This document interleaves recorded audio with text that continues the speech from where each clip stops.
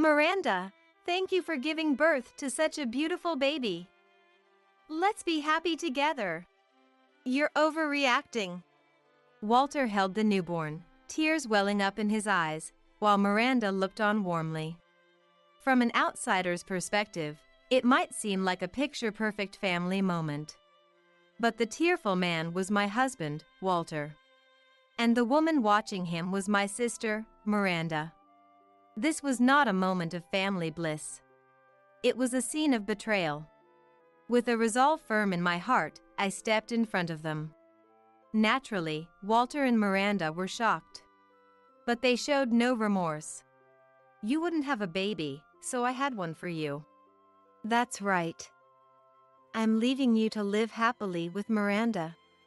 Fine, if that's what they wanted. But they would face the consequences. Behind me, 30 of Walter's relatives emerged, one by one. Walter and Miranda's faces turned pale as they realized what was happening. I smiled, ready for my counterattack. Congratulations! I hope you're happy. My name is Jessica, 30 years old. I don't have children, and I live a quiet life as an ordinary office worker with my husband. I met Walter through a friend's introduction, and we got married 2 years ago. But our marriage hasn't been great. As soon as we got married, Walter became colder than before. He helps with the housework, but his attitude towards me is distant. He's not interested in having children either. Recently, we've been sleeping in separate rooms, living like mere roommates. I wonder if I lack appeal as a woman. Looking at myself in the mirror, I sigh. My plain appearance always brings back unwanted memories. I've been tormented by my older sister, Miranda, since childhood. For some genetic reason, Miranda was stunningly beautiful, even among our relatives. Everyone doted on her, treating her like a princess. Our parents didn't show favoritism, but among our relatives, the difference was clear. Relatives would say she could be a celebrity, which boosted her confidence. And she looked down on me. Jessica, doesn't it make you sad to look like that? No, it doesn't. If I looked like you, I'd die of shame. Look at yourself. With those words, Miranda would pull my hair and mock my face. I couldn't bring myself to tell my parents about the bullying I endured from Miranda when we were alone. I didn't want to sadden them. But in my naivety, I didn't realize that my silence only emboldened Miranda further. Having my appearance constantly belittled since childhood greatly eroded my self-esteem. Losing all confidence, I tried to live as inconspicuously as possible. Even so, I couldn't escape my sister Miranda. Every time I liked someone, Miranda would swoop in and take them. In middle school, I was heartbroken when the person I had a crush on started dating Miranda. Jessica, I'm sorry. He was just really persistent. Oh. It's not like he would be interested in you anyway. I remember crying my eyes out that day, my eyes swollen and red. But what hurt more was that Miranda would quickly lose interest in these people. It was as if she found joy in my despair. I couldn't compete with Miranda's looks or figure. So, I focused on my studies instead. We were polar opposites, my sister and I.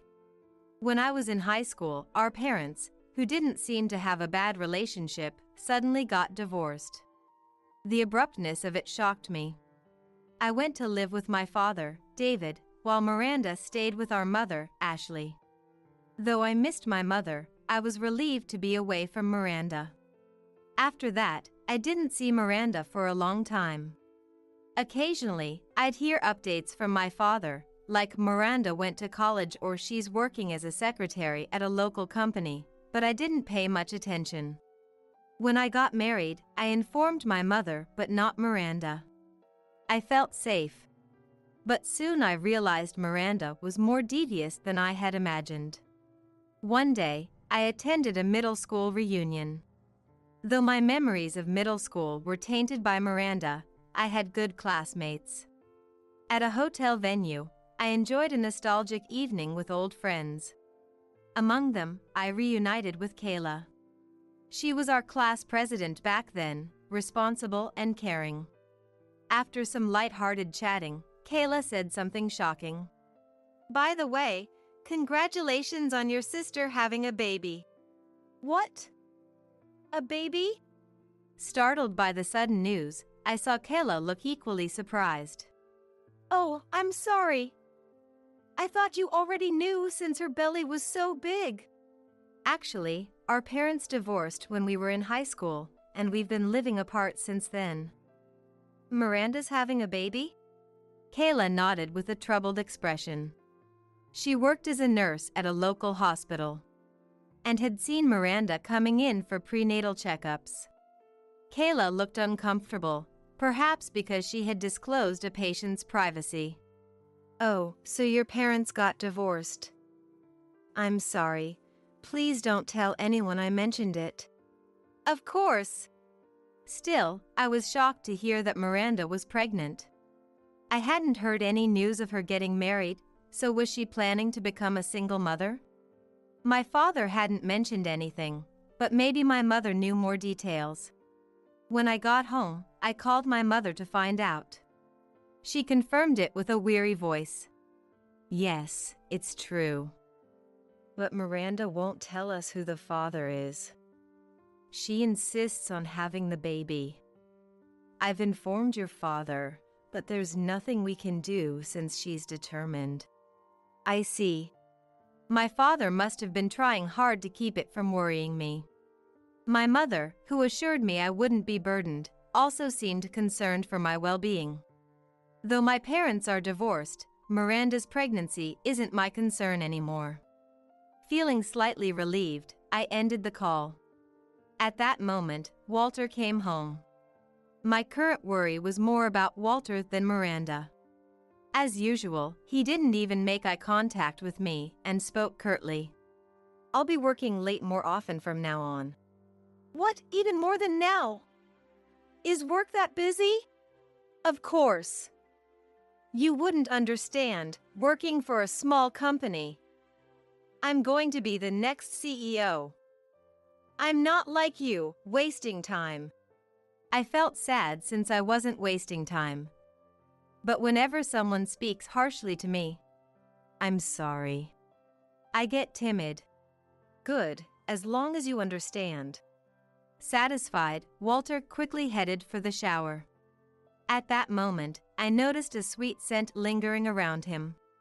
It was reminiscent of women's perfume, making me realize something.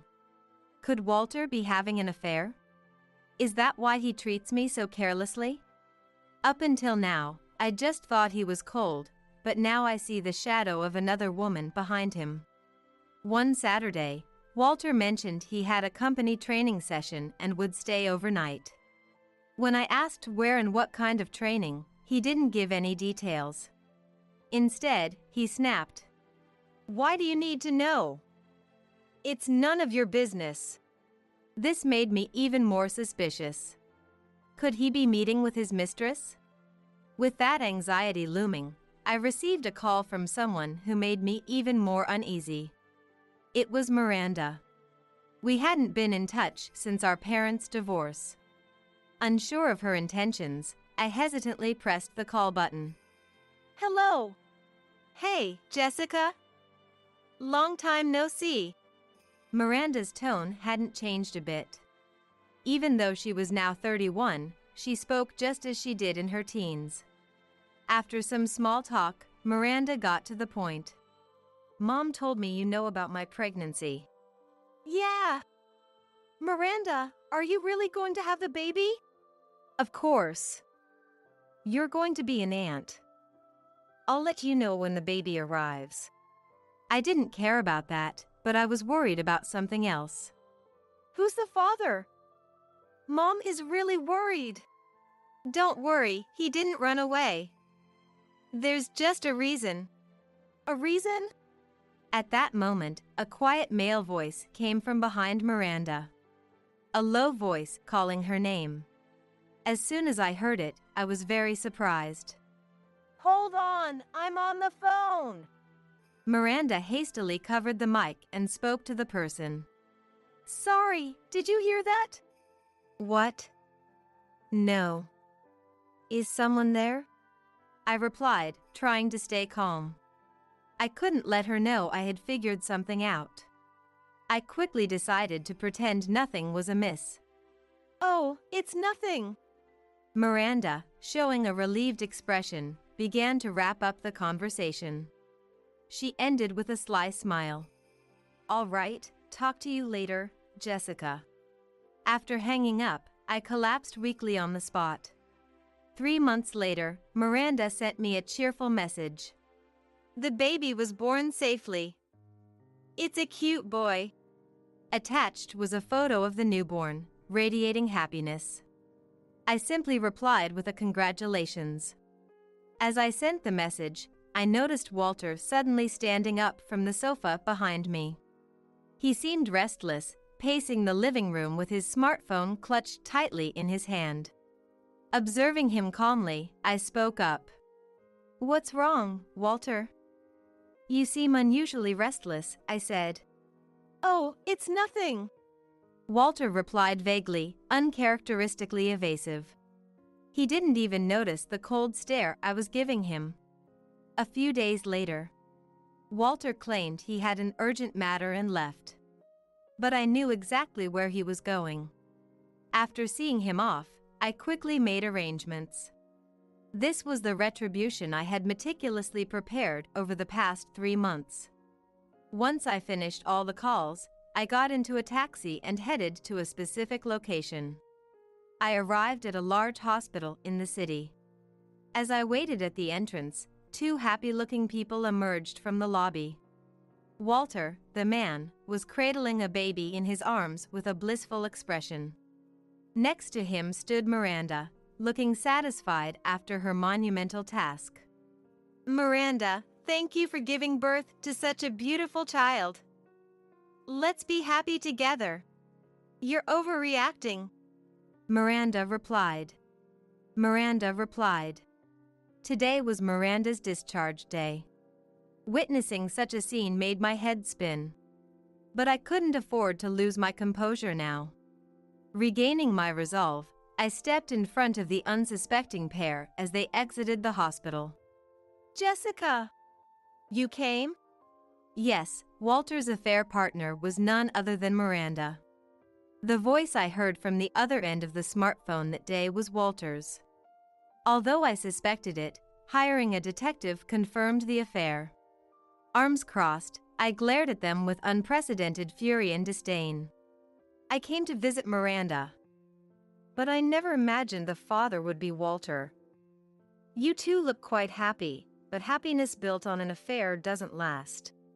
How dare you speak so arrogantly? Walter retorted.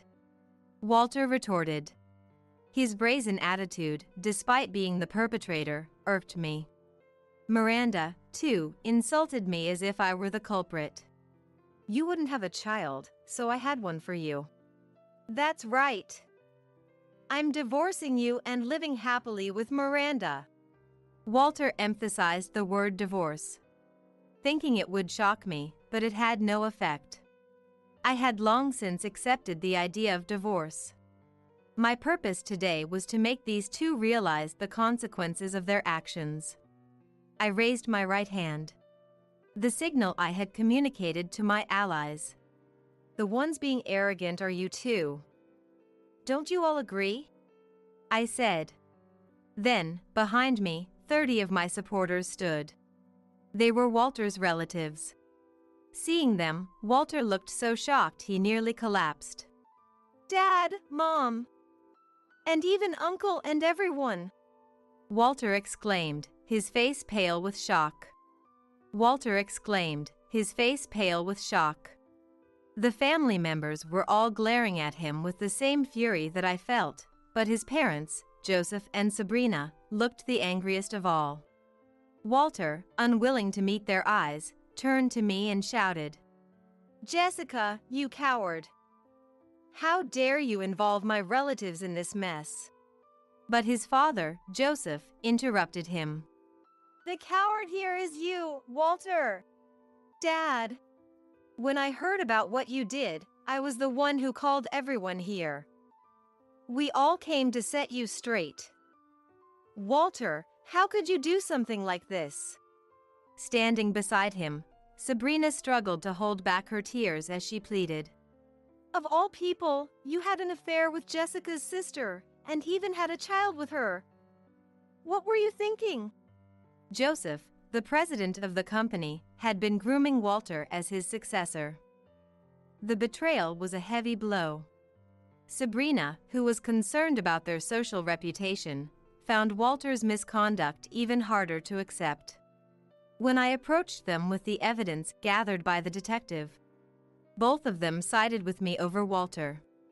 His selfish behavior had already eroded their trust in him. Despite everything, Walter seemed unapologetic. What's the big deal? I'm divorcing Jessica to marry Miranda. I'll file the divorce papers and then marry Miranda. The order of things is correct, isn't it? His audacity was appalling. And before I could express my disbelief, Joseph spoke up again, his voice filled with anger. It's not about the order of things. It's about ethics and morality. You're lacking in both, Walter. Joseph then placed a hand on the shoulder of a man standing nearby. You're not fit to be the president. We've already decided that Brian will be the next president. You're to leave the company immediately. Dad. Brian, Walter's younger brother, gave Walter a cold look. You've really disappointed us, Walter.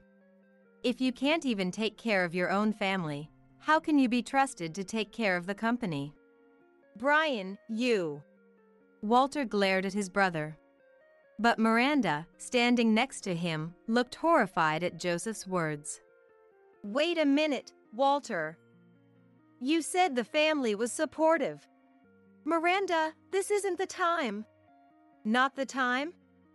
This is crucial. Walter and Miranda began to argue. Walter had obviously lied to Miranda about the family's acceptance of their affair and remarriage. But that was all a complete lie. Walter had been telling convenient lies to both me and Miranda. What? I can't believe this. You said you were Jessica's husband and the next company president, so I thought it would be fun to steal you. Miranda, if you can't become the president, you're useless. Of course, it was me who interrupted, saying, wait a minute. I couldn't ignore the words. I thought it would be fun to steal you. Miranda, do you really find it that enjoyable to steal my husband? I was in disbelief. But Miranda, without a hint of remorse, confirmed it cheerfully. Of course it was. Taking something from you is my greatest pleasure. When I heard your husband was the next president, I couldn't wait. I'd get to have fun taking him from you and marry into wealth. That's why I had his baby. But now, he's not becoming president. What a disappointment. According to the investigators' report, Walter and Miranda's meeting was supposedly coincidental. Miranda returning a forgotten umbrella. But from what she was saying now, it was clear that she had planned everything. She had known Walter was my husband and had approached him with that knowledge. She was a devil in disguise. The relatives present seemed to share my sentiment, looking at me with sympathy. I was on the verge of tears. When my parents, who had been standing quietly among the crowd, stepped forward. I had called them here today as well. And though they had been watching the events unfold in shock, Miranda's attack on me had finally driven them to action. With a mixture of sadness and anger, they stood in front of me. Enough, Miranda! My father commanded. Dad! Mom! Even you guys! Miranda stuttered, clearly taken aback. Miranda stuttered, clearly taken aback. My mother marched up to Miranda. And with tears streaming down her face, she raised her right hand and slapped Miranda across the cheek. "What do you think you're doing?" Miranda cried out, holding her cheek in shock. Miranda cried out, holding her cheek in shock. "That's my line. Walter is the father of your child? What was the point of our pretending to divorce, then?" My mother spat back. "Pretending to divorce?" Miranda echoed in confusion. With tears in her eyes, my mother explained. Miranda had always been harsh toward me. And though I had tried to hide it, our parents had noticed. They had initially thought we were just typical quarrelsome siblings, but as we entered adolescence, it became clear that Miranda's obsession with me was unhealthy. My mother suggested to my father that they separate to protect me. Back then, Miranda constantly belittled my appearance, resorted to violence over trivial matters, and even stole people I liked. Our parents had noticed and worried about the future, fearing Miranda might ruin my life. So, they had decided to separate us under the guise of a divorce. They had not explained the real reason to me, respecting my efforts to hide Miranda's harassment. They also knew Miranda wouldn't accept the truth, so they framed it as their decision. When they told me this while discussing Walter and Miranda's affair, I had been shocked, but also felt their love and protection. Miranda, who knew none of this, looked bewildered. "Pretending to divorce? Why would you?" "Because you were always attacking Jessica. But I never imagined it would be this bad. We should have separated you sooner," my mother said. "Indeed. To think you'd continue such petty, childish behavior into adulthood and involve a child, it's disgraceful," my father added. My parents stood by my side, relentlessly scolding Miranda. Their support gave me the strength I needed. I would no longer be swayed by Miranda, my despicable sister. I turned to the two traitors with a resolute smile and said, "I'm done with you. This is goodbye. Congratulations and good luck." Those words were my heartfelt parting gift. After our confrontation outside the hospital, the relatives quickly dispersed, leaving me with words of encouragement, telling me to rely on them if I ever needed help. Even the nurse, Kayla, who had seen the commotion, later asked me what had happened. Although it was difficult to explain, I felt I owed her an explanation for her help with Miranda. She was shocked but supported me, showing an anger that made me laugh despite everything. The divorce proceedings with Walter progressed smoothly, thanks to the support from my in-laws. I received a substantial settlement from Walter. However, the emotional wounds inflicted by his betrayal were slow to heal. Naturally, the betrayal was too severe. What helped me endure was the support and understanding from my in-laws, Kayla's encouragement, and most importantly, my parents' unwavering support. Despite their difficult position, they stood by me throughout this ordeal, and I was immensely grateful. My parents regretted not taking action sooner, but they never imagined Miranda's obsession with me was so extreme. Even I hadn't realized she would go this far. Therefore, I never blame my parents.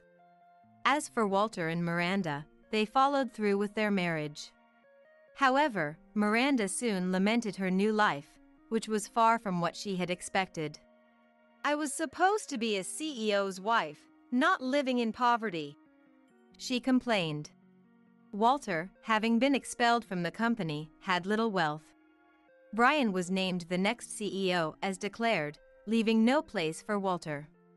Relying heavily on his father's influence, Walter struggled to find new employment and ended up doing manual labor to make ends meet. Walter tried hard to support Miranda and their child, but his love never reached her. Eventually, Miranda abandoned Walter, leaving the child behind. This left Walter in despair. Walter tried to do his best as a single father, but it became too much for him and he asked his parents for help. Seeing this, His parents decided to take in and care for their grandchild, but Walter ended up in a state of utter despair, almost like a broken man. Walter's relatives felt pity for the child, who was not blessed with good parents, and supported his parents in raising the grandchild. Meanwhile, Walter completely abandoned his responsibilities as a father and disappeared from his parents' life. His relatives are now searching for him to secure child support. For Walter, it might have been a sincere love, as Miranda's beauty and charm were captivating. She had a mysterious power to enchant others. Even as a teenager, when she discarded someone I liked like an old rag. Miranda hasn't changed at all since then. She's really a hopeless child. That's what happens when you don't marry the person you truly love, my mother said with a hint of sadness in her voice. Meanwhile, I sold the house Walter and I had shared and moved into a condominium. I also started spending more time with my parents, enjoying the family togetherness I had missed out on for so long. Slowly, I began to heal from the wounds inflicted since childhood. As I threw myself into work, I was entrusted with a significant project. Can someone like me really handle being a leader? I questioned. You have a strong sense of responsibility, you're capable, and your patience is one of your best qualities, reassured Christopher, my manager, who had chosen me as the project leader. Despite his confidence, I still had my doubts. Do you really think so?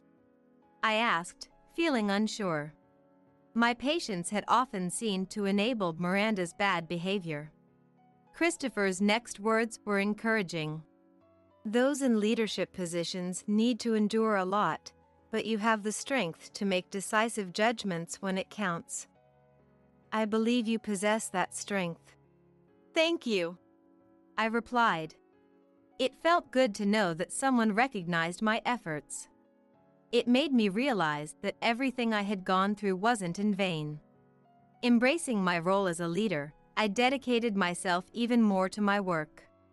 Despite Walter's derision, our company, a mid-sized enterprise, thrived. And my contributions were acknowledged by my superiors. My salary increased significantly, allowing me to live more comfortably than before. I was enjoying my single life again, and before I knew it, I was 33 years old. 3 years had passed since the tumultuous divorce. One night, after returning home late from work, I was startled to see a figure standing in front of my apartment. The person wore a hood pulled low over their face and had their face wrapped in bandages. Instinctively, I tensed, suspecting a prowler.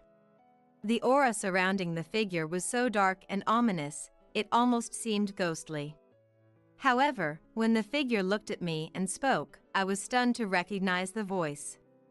Jessica, help me, it pleaded. That voice! Miranda! I exclaimed. Miranda, the mysterious figure, stood before me. How do you know where I live? I asked, bewildered. I followed you from your office once, she confessed, unabashed by her stalker-like behavior. Beneath the bandages, her skin had a dull, unhealthy hue. I had no idea why she looked this way and was alarmed, but Miranda just continued to cry. Worried about the attention she might attract from passers-by, I quickly ushered her inside. Once inside, Miranda calmed down with a cup of tea I had prepared and began to tell me her story, tears soaking through her bandages. Miranda had botched her cosmetic surgery. No, saying it was botched might not be entirely accurate. She had undergone multiple surgeries, trying to fix ensuing skin problems, changing her bone structure in the process, and ultimately reaching a point where her face was beyond repair. She had trapped herself deeper and deeper in a quagmire. Now, she found it difficult to even go to work and had quit her job. Look at this, she said, showing me her face. The face she revealed was unrecognizable from the once beautiful Miranda I knew. Her skin was red, like burned scars, and the bone structure of her nose and mouth was different. I was stunned by the drastic change. Why did you resort to plastic surgery? You never needed it, I said, still in shock. Miranda, who had been praised for her beauty since she was a child, denied this and responded bitterly. That wasn't enough. I needed to be even more beautiful. I need to find an even better man and be happy. Her words astonished me. She had stolen my husband and still had the audacity to say such things. She had even abandoned her child, focusing solely on herself.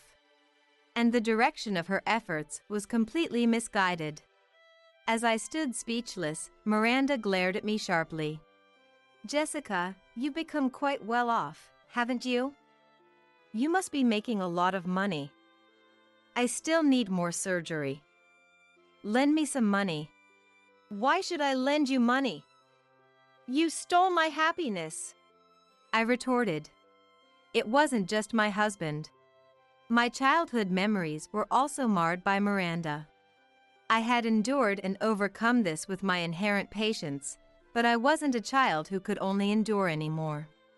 I had decided to condemn Walter and Miranda 3 years ago. And I wouldn't forgive them this time, no matter how much they pleaded. You were born beautiful, but you've spent your life wishing for others' misfortune, and now look at you. From now on, you should focus on your heart, not your face. Jessica. Miranda, you felt happy by making me unhappy. But a happiness measured by others' suffering isn't true happiness. You need to face yourself properly. The words I had wanted to say for so long seemed to shake her deeply.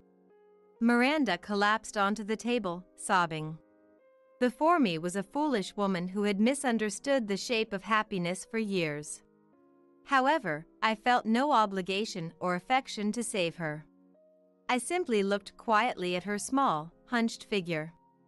After a while, Miranda left, looking utterly dejected. Her slumped shoulders and weak demeanor were unlike anything I'd ever seen from her. Miranda had always derived happiness from others' misfortunes since she was a child. Facing herself truly would undoubtedly be a difficult journey. 1 year later, my mother, who occasionally checked on Miranda, told me something surprising. Miranda found a job? Yes. It's just a part-time job, but she's working as a building cleaner. I'm relieved she's finally started working. As my mother spoke, I noticed how much more gray hair she had now, a testament to the hardships she had endured. Miranda had once worked glamorously as a secretary, and her high pride made me expect she wouldn't work for a while. I had worried about the burden this would place on our parents, so this was welcome news. Miranda likely chose the cleaning job because it involved little interaction with others, allowing her to hide her face with a mask. However, I wondered if such a job chosen for these reasons would last. I watched with a bit of unease. As expected, Miranda showed her true colors within a month of starting her new job. She stole cash from the company's safe. To my shock, Walter, who had been missing, was revealed as her accomplice. The two had been secretly in contact all along. The victimized company was one Walter had dealt with during his previous job, so they knew the location of the safe and the security measures. The pair hatched and executed this criminal scheme with cunning. But the security system was not easily fooled. They were quickly identified, arrested, and prosecuted. Walter's relatives, who had been searching for him, were furious about this malicious act. Already disliked for their involvement in my case, the two now found themselves completely alienated. Walter's parents, who had been diligently raising their grandchild, declared they would never forgive this betrayal. That idiot son of mine is disowned. We are cutting all ties with him from now on. Where did we go wrong? My mother recounted seeing their sorrowful expressions at the courthouse. Naturally, my parents had also lost all patience with Miranda. They told her they would not help her after she served her sentence for theft. Why are you abandoning me? Miranda, you're an adult now. Reflect on the crimes you've committed and live independently from now on. Just because we're family doesn't mean you can do anything you want. Jessica and we have our own lives. You need to stand on your own. My parents conveyed this firmly during their visit. Even Miranda, known for her cunning, was left speechless and hung her head. My parents have since moved to a different house and live together. I also moved to a new place, so Miranda doesn't know our whereabouts. Walter and Miranda, who always thought only of themselves and ended up resorting to crime, face an uncertain future after their release. Only God knows what will become of them. On the other hand, at 34, I continued to devote myself to my work just as before. The company had grown significantly, to the point of constructing a new headquarters. I had many subordinates now and had become a mid-level manager. As an assistant manager, I was now Christopher's right-hand person. I'd like to discuss the upcoming project, he said. Sure. How about the conference room? I responded. Christopher replied quietly. I found a nice restaurant. How about there? Personal matters are off limits, I said, mildly scolding him. Sorry, he said, with a slightly embarrassed smile. Recently, Christopher had been making advances toward me. At first, I was confused, but being approached by someone I had long admired didn't make me feel bad. Still, having sworn off marriage, I was hesitant to accept his advances. Yet, he gently reassured me that he would wait as long as it took. For now, I found comfort in his patience. But, well, if it's not about the project, then it's fine. What? You're not going to take me to that nice restaurant? I asked. Christopher's face lit up immediately. His straightforwardness was endearing, like that of a large, affectionate dog, and I found myself slowly drawn to him. It might take a little more time, but I decided to nurture this slowly and carefully. At long last, I had found my own happiness. You still have that plain face, don't you? By the way, Kate, are you still single and living alone? That's so hilarious.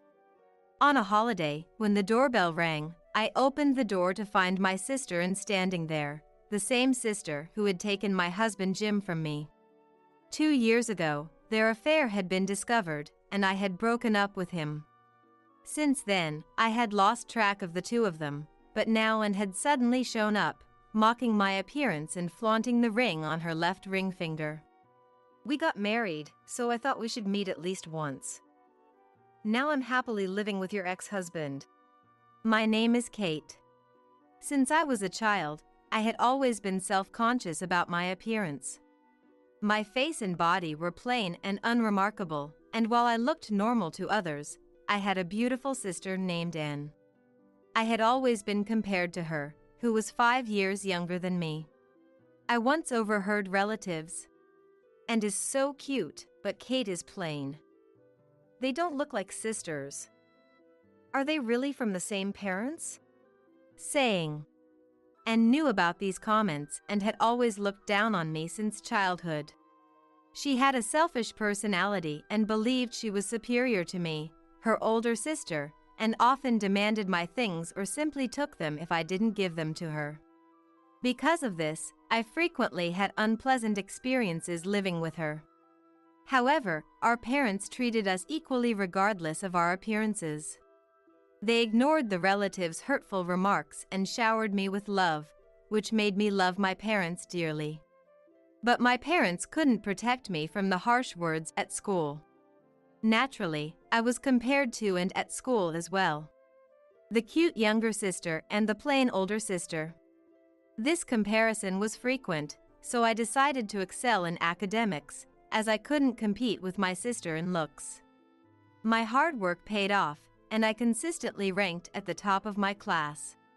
My best subject was Spanish, and my parents praised me every time I scored well on a test.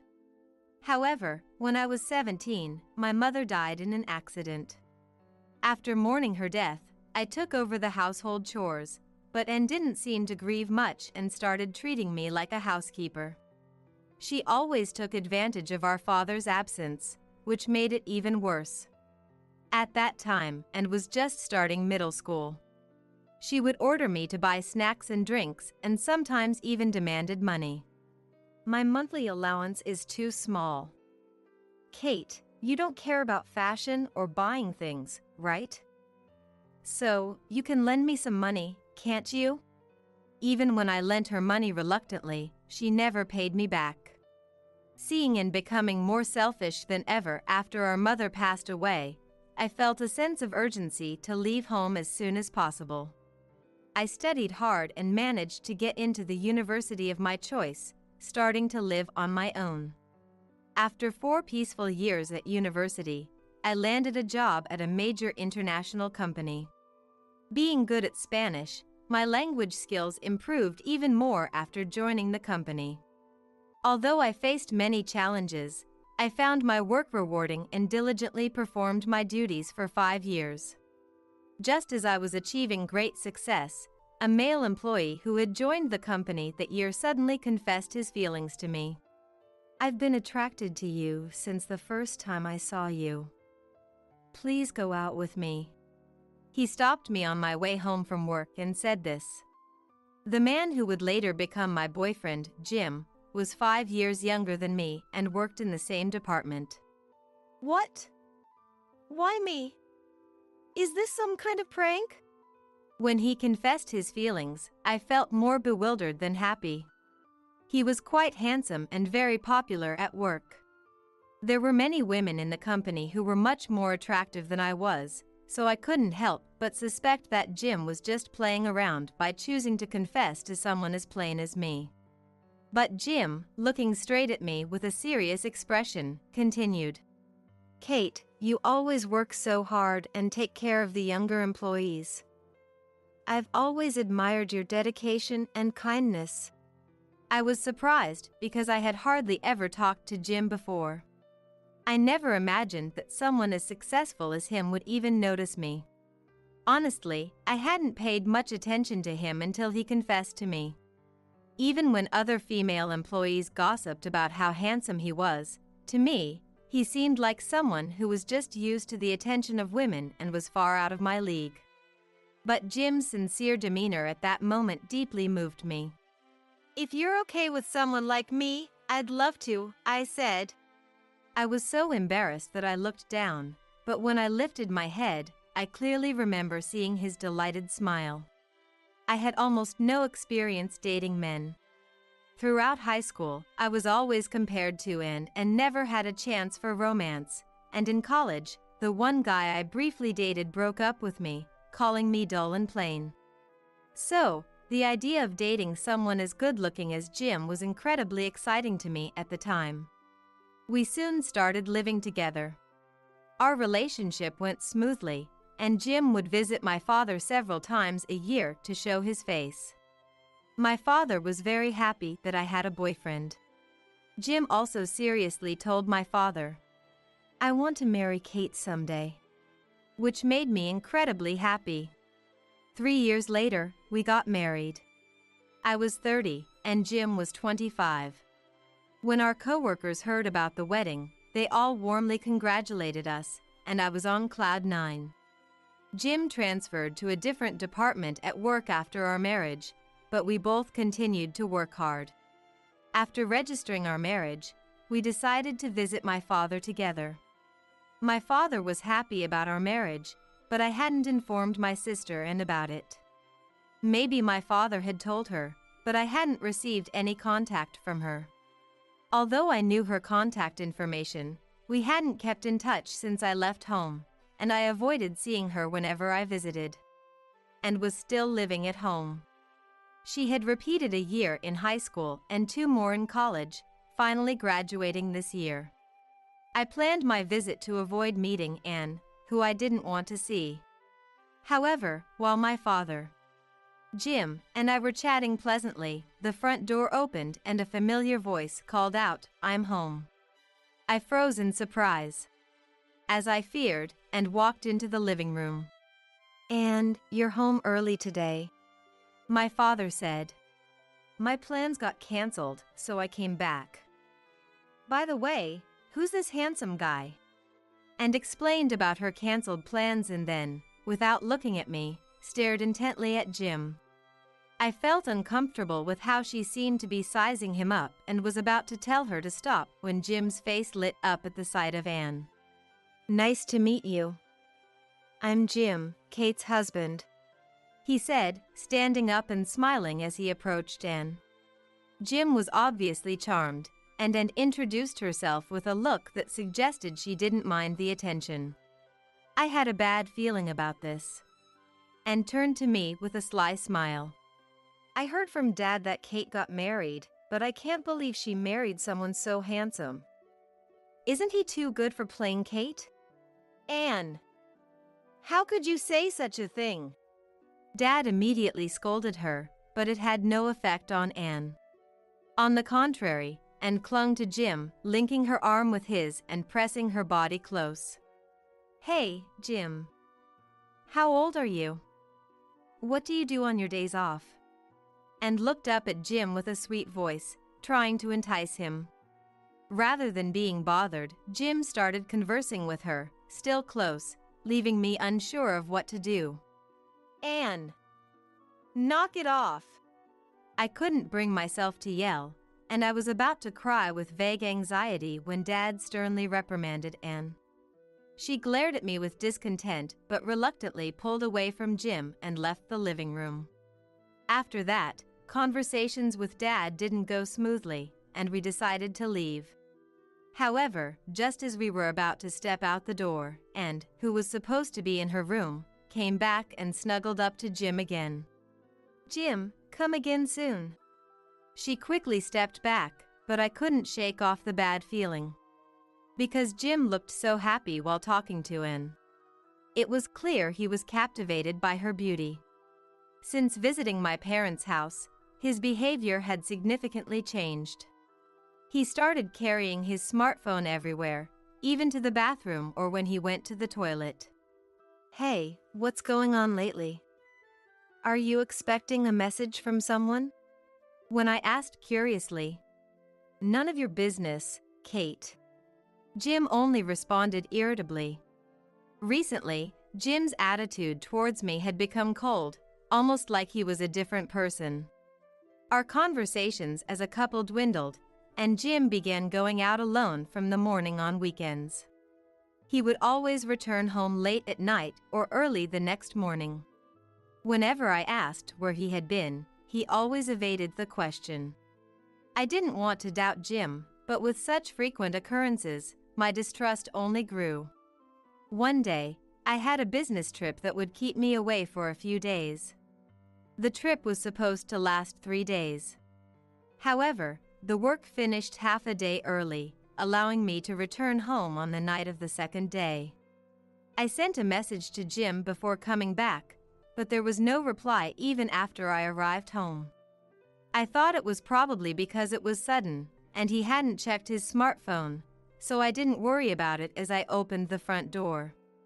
I had a feeling someone was there. At that moment, I felt the same bad premonition as when Jim first met Anne. He wasn't in the living room, but I heard voices coming from the bedroom, so I decided to head there. I slowly opened the closed door, and I was shocked by the scene. Jim and Anne were there, naked and embracing each other. "What are you two doing?" I was momentarily stunned, but quickly came to my senses and shouted, "What the hell, Kate? I thought you were coming back tomorrow." Jim, apparently not having checked his smartphone, grumbled while getting dressed, showing no sign of remorse. He might have been ignoring my messages on purpose.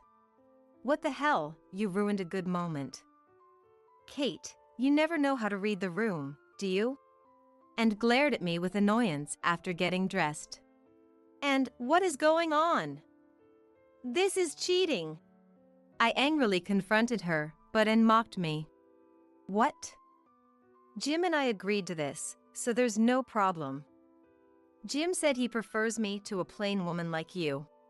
Anne said triumphantly, clinging to Jim. Jim patted Anne's head with satisfaction, not even glancing my way, even though I was his wife. Watching the two of them, my intense anger quickly subsided, and my affection for Jim began to fade. While they were engrossed in each other, I slipped my hand into my pocket, took out my smartphone, and started operating it. Hey, Jim. Recently, you've been distant and always carrying your smartphone around. Is it because you've been in contact with Anne? I asked, trying to remain calm. Jim finally looked at me and sneered. Yeah, that's right. And is beautiful and attractive, unlike you, Kate. It's a pity that Anne has an unattractive sister like you. Jim mocked my appearance and praised Anne.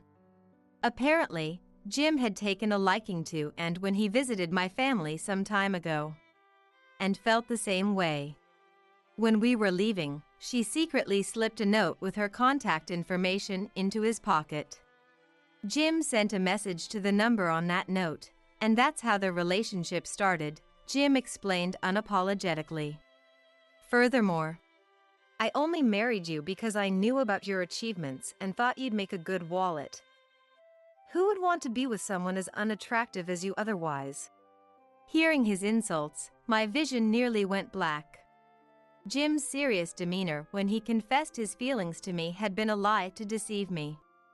Fighting back tears of frustration, I quickly called my father to report what Anne and Jim had done. My father rushed over to my house, and seeing Jim and Anne together, he was furious. You too! What a stupid thing you've done! However, Anne showed no remorse despite my father's anger. Jim also. I'm sorry about this, but I've fallen in love with Anne, he said brazenly. Even my father was taken aback by his audacity, sighing deeply. That's enough, Anne. I'm cutting ties with you. I've overlooked your selfishness up to now, but this time I'm done. You haven't been looking for a job at all, so I won't be helping you anymore. Don't come back home. Even when my father disowned her, her expression didn't change. Fine by me. I'm going to be happy with Jim from now on. Not a single word of apology to my father for raising her all these years. My disgust grew. I reached my breaking point and glared at the two of them. Then do whatever you want. Jim, we're getting a divorce. Yeah, fine. That would be a relief. Don't ever show your face to me again. His insults no longer reached my ears. I felt ridiculous for having been married to someone like him, even for a short while. I told Jim I was divorcing him, left them behind, and moved out of my apartment that very day. After moving back to my family home, I quit my job, but thanks to my father, I quickly found a new one. My father worked for a foreign company in the same industry as my previous job. There was a job opening, and my father, who held a high position, spoke to the CEO on my behalf to get me hired. By the time the divorce was finalized, Jim had also left the company, and he and Anne had moved somewhere unknown.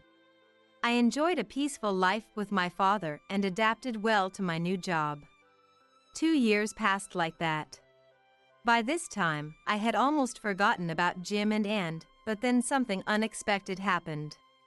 It was my day off, and I was doing housework when the doorbell rang. When I opened the door, there stood Jim and Anne, who had been missing. Seeing my face, they both sneered. How have you been? Jim said to me, as I stood there in shock at their sudden visit.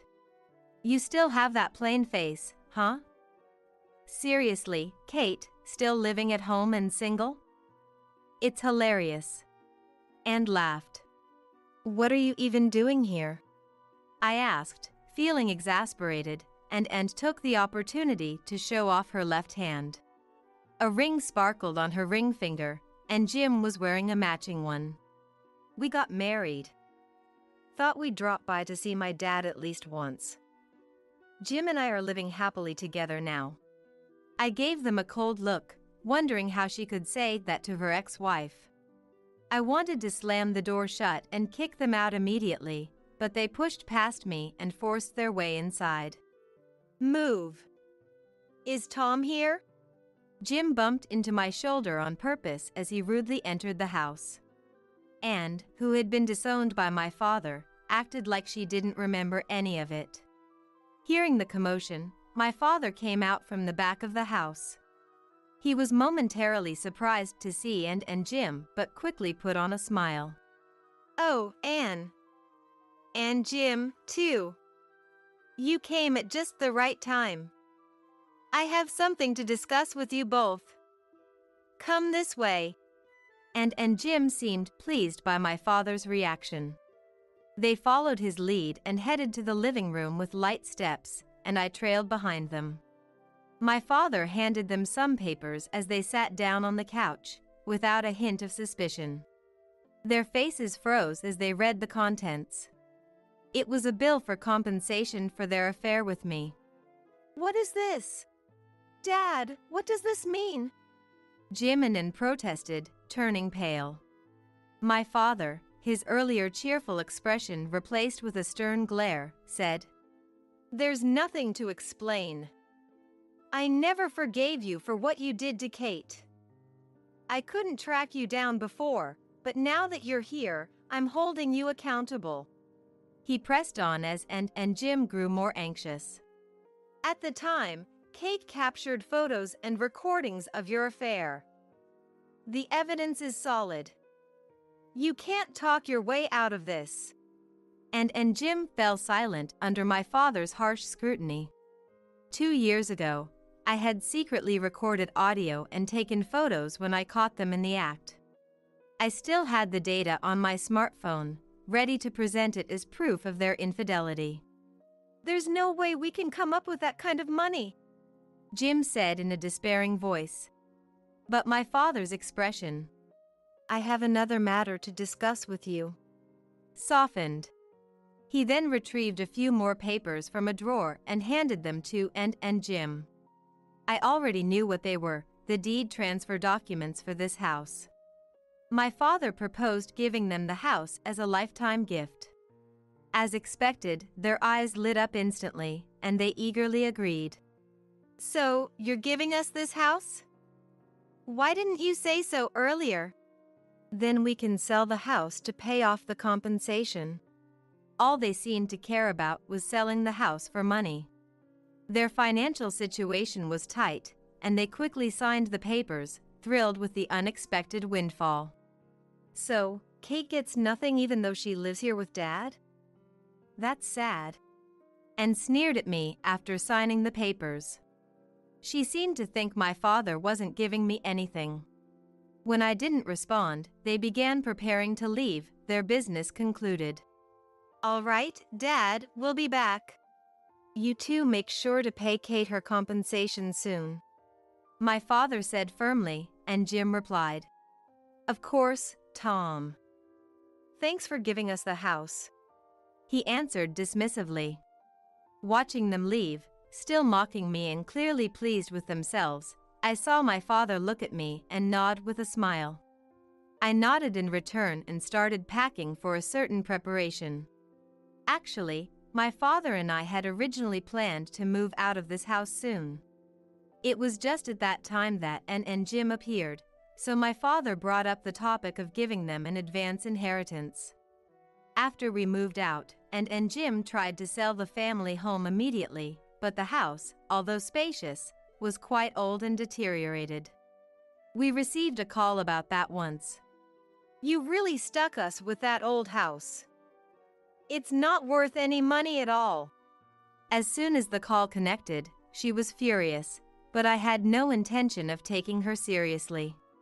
You two were the ones who happily signed the contract, weren't you? I don't care about the money. As long as I get the compensation, that's all I need. No way! I ignored the disheartened N and hung up the phone. In the end, selling the house didn't come close to covering the compensation, so and Jim had to take on debt and work non-stop every day. Jim had already changed jobs, but his salary was lower than at his previous company, making life tough. Additionally, Anne, who had always lived off her parents' and Jim's money, had never worked before. As a result, she was extremely exhausted from the unfamiliar working life at the company she somehow managed to get hired at. One day, my sister and her husband, burdened with huge debts, called me again. However, at that time, I was on a plane with my father, so my smartphone was turned off, and I didn't notice the call. We were on an international flight, out of signal range for more than half a day. After getting off the plane, I checked my smartphone and found dozens of messages from and Jim. The messages were demanding a redo of the advance inheritance. How selfish can they be? We've already given them the compensation. I don't intend to deal with those two anymore. My father, muttering this, had also received a ton of messages on his smartphone and started deleting all of them in exasperation. I don't want to have anything to do with them either. But since we're overseas now, we won't meet them again in the future. After that, we blocked their numbers and rejected their calls, cutting off all contact from and Jim. Actually, my father and I have decided to live abroad from now on. And currently, I'm remarried, and my husband was also on the plane with us. I met my husband at the company I joined thanks to my father. He was an employee sent from overseas, and he said he was attracted to my intelligence and thoughtfulness, so he asked me out, and we soon got married. The company has now launched a project to expand its business overseas, and since I can speak Spanish, I moved abroad with my husband and father. The new house we bought, thanks to my husband, who is a local, is a very luxurious detached property. Since moving into the new house, I've been able to forget all the unpleasant things from before. Now I can live freely and am working hard every day in this new place. I'm enjoying my new life, feeling fulfilled by the overseas project with my husband and father. Today marks the 50th anniversary of my marriage with my husband. As we each began to eat, our granddaughter Amelia appeared on the verge of tears, showing signs of unease. I wonder what's wrong with Amelia. As I was about to voice my concern, she tugged at her mom, Mia's sleeve, with a tearful voice, appealing. "Mom, I need to go pee-pee." Faced with her appeal, Mia's expression turned ice-cold as she bluntly told Amelia. What a hassle! Just go in your diaper. I couldn't comprehend Mia's words. The thought of letting Amelia just wet herself in a diaper, despite her expressing the need to urinate, was beyond belief to me. A wet diaper would be heavy and uncomfortable for Amelia. Unable to hold back, I opened my mouth to reprimand Mia. Before I could speak, a clear voice echoed. Hey, Auntie. It's not right to use Amelia for likes. The room fell silent at the unexpected intervention. It was our grandson, Paul. Following his words, Mia was visibly flustered and left speechless. My daughter Madison seemed to realize something and pulled out her mobile phone. Paul, by likes, do you mean this? The screen of the mobile phone she pulled out displayed a popular video sharing website. The secret to a 3-year-old girl's mom's way of handling her child. Next to a cute illustrated icon, there was a biography written. Amelia is a 3-year-old girl. Could the poster of this video account possibly be Mia? Madison, could you let me see that video? Receiving the mobile phone from Madison, I tapped on the top video of the video account. Displayed was, "My name is Isabella. I turned 67 this year. Always putting family first, I've been married to Stephen, who has always been protective, for 50 years. We live modestly as I'm a housewife, and together we lead a simple, happy life. Though not lavish, our days are peaceful and joyful. My husband and I have 2 children. Our son, Matthew, and our daughter, Madison. It's often said how quickly children grow up, and I truly believe it. Our once needy little children have grown up, married, and left the nest. Matthew got married right after graduating from college. When he introduced us to his college classmate Mia as his spouse, I was surprised at their haste.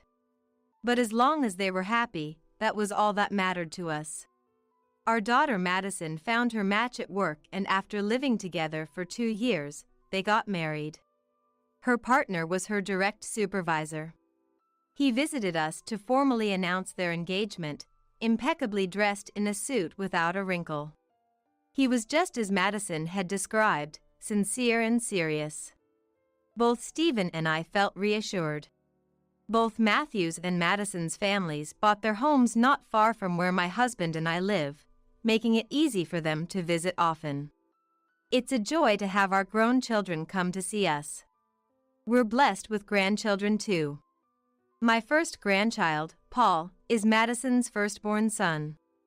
2 years after Paul was born, Matthew and Mia were blessed with a daughter, Amelia. The grandchildren are growing up well, with Paul now a lively 5-year-old. The last time he visited, he proudly showed off his new bag, excited for starting school next year. Amelia, at the age of 3, has recently started to show interest in fashion. She's a well-behaved child for her age, with many friends at the childcare center, a kind soul. The grandchildren attend the same childcare center near my house, filled with memories from when Matthew and Madison were young. The childcare center filled with memories, once attended by both Matthew and Madison.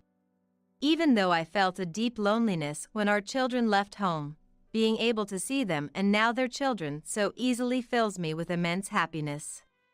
My joy comes from seeing my children and my adorable grandchildren. However, there's one thing that I can't help but worry about. It's how often Matthew's wife, Mia, drops off Amelia at our house. I'm truly happy to see Amelia. She's a 3-year-old granddaughter who's rapidly gaining knowledge, and I'm amazed at her growth every time I see her. But the frequency is just too much. After leaving Amelia with us, Mia would head out dressed extravagantly. Since Matthew works late, the care of Amelia falls mostly on my husband Stephen and me.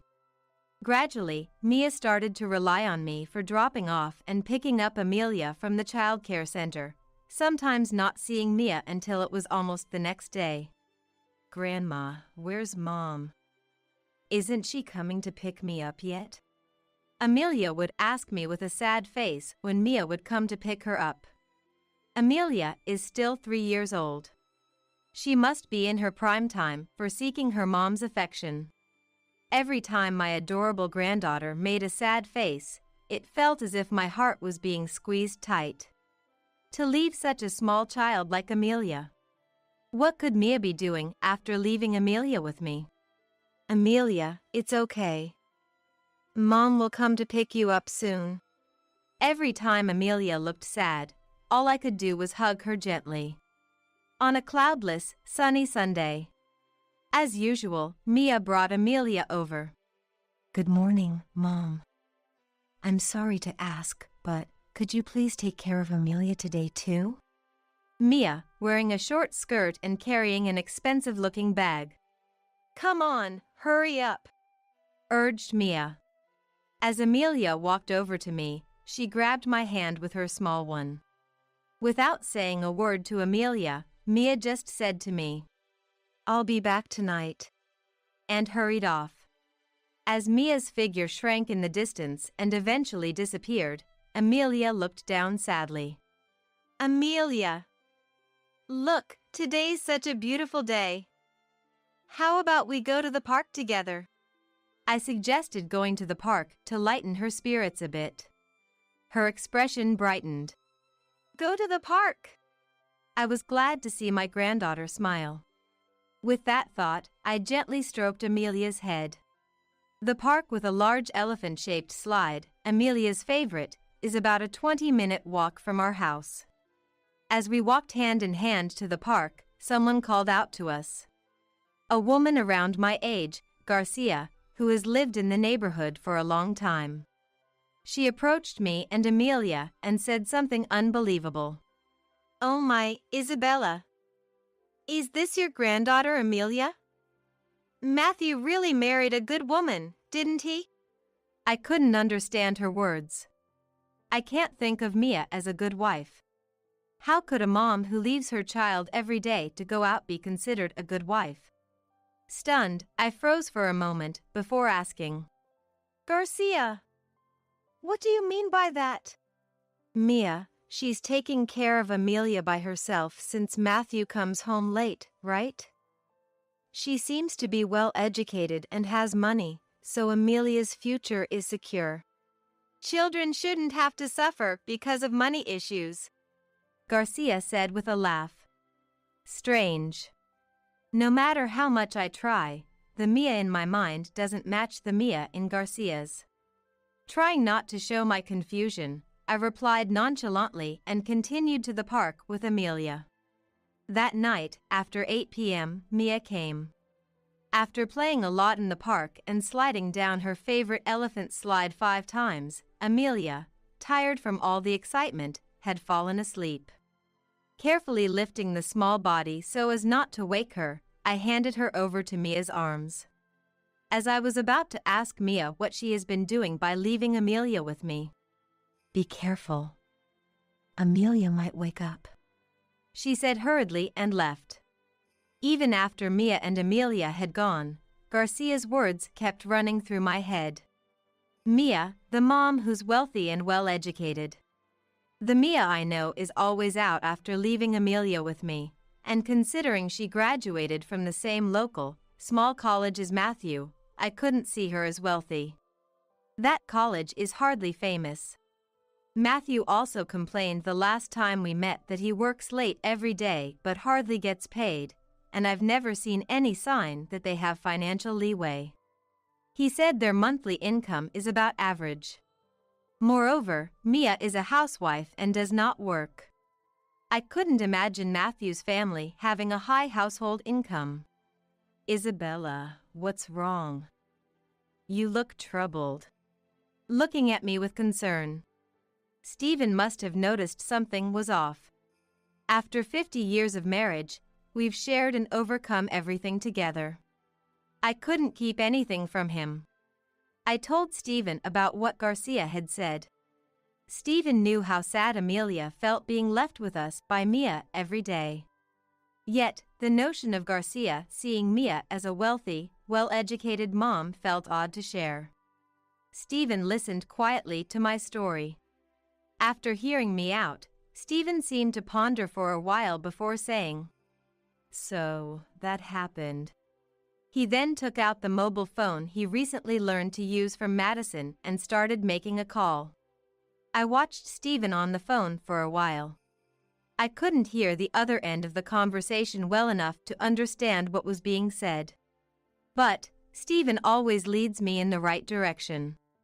Talking to him made my heart feel a bit lighter. I closed my eyes, wishing nothing but happiness for Amelia.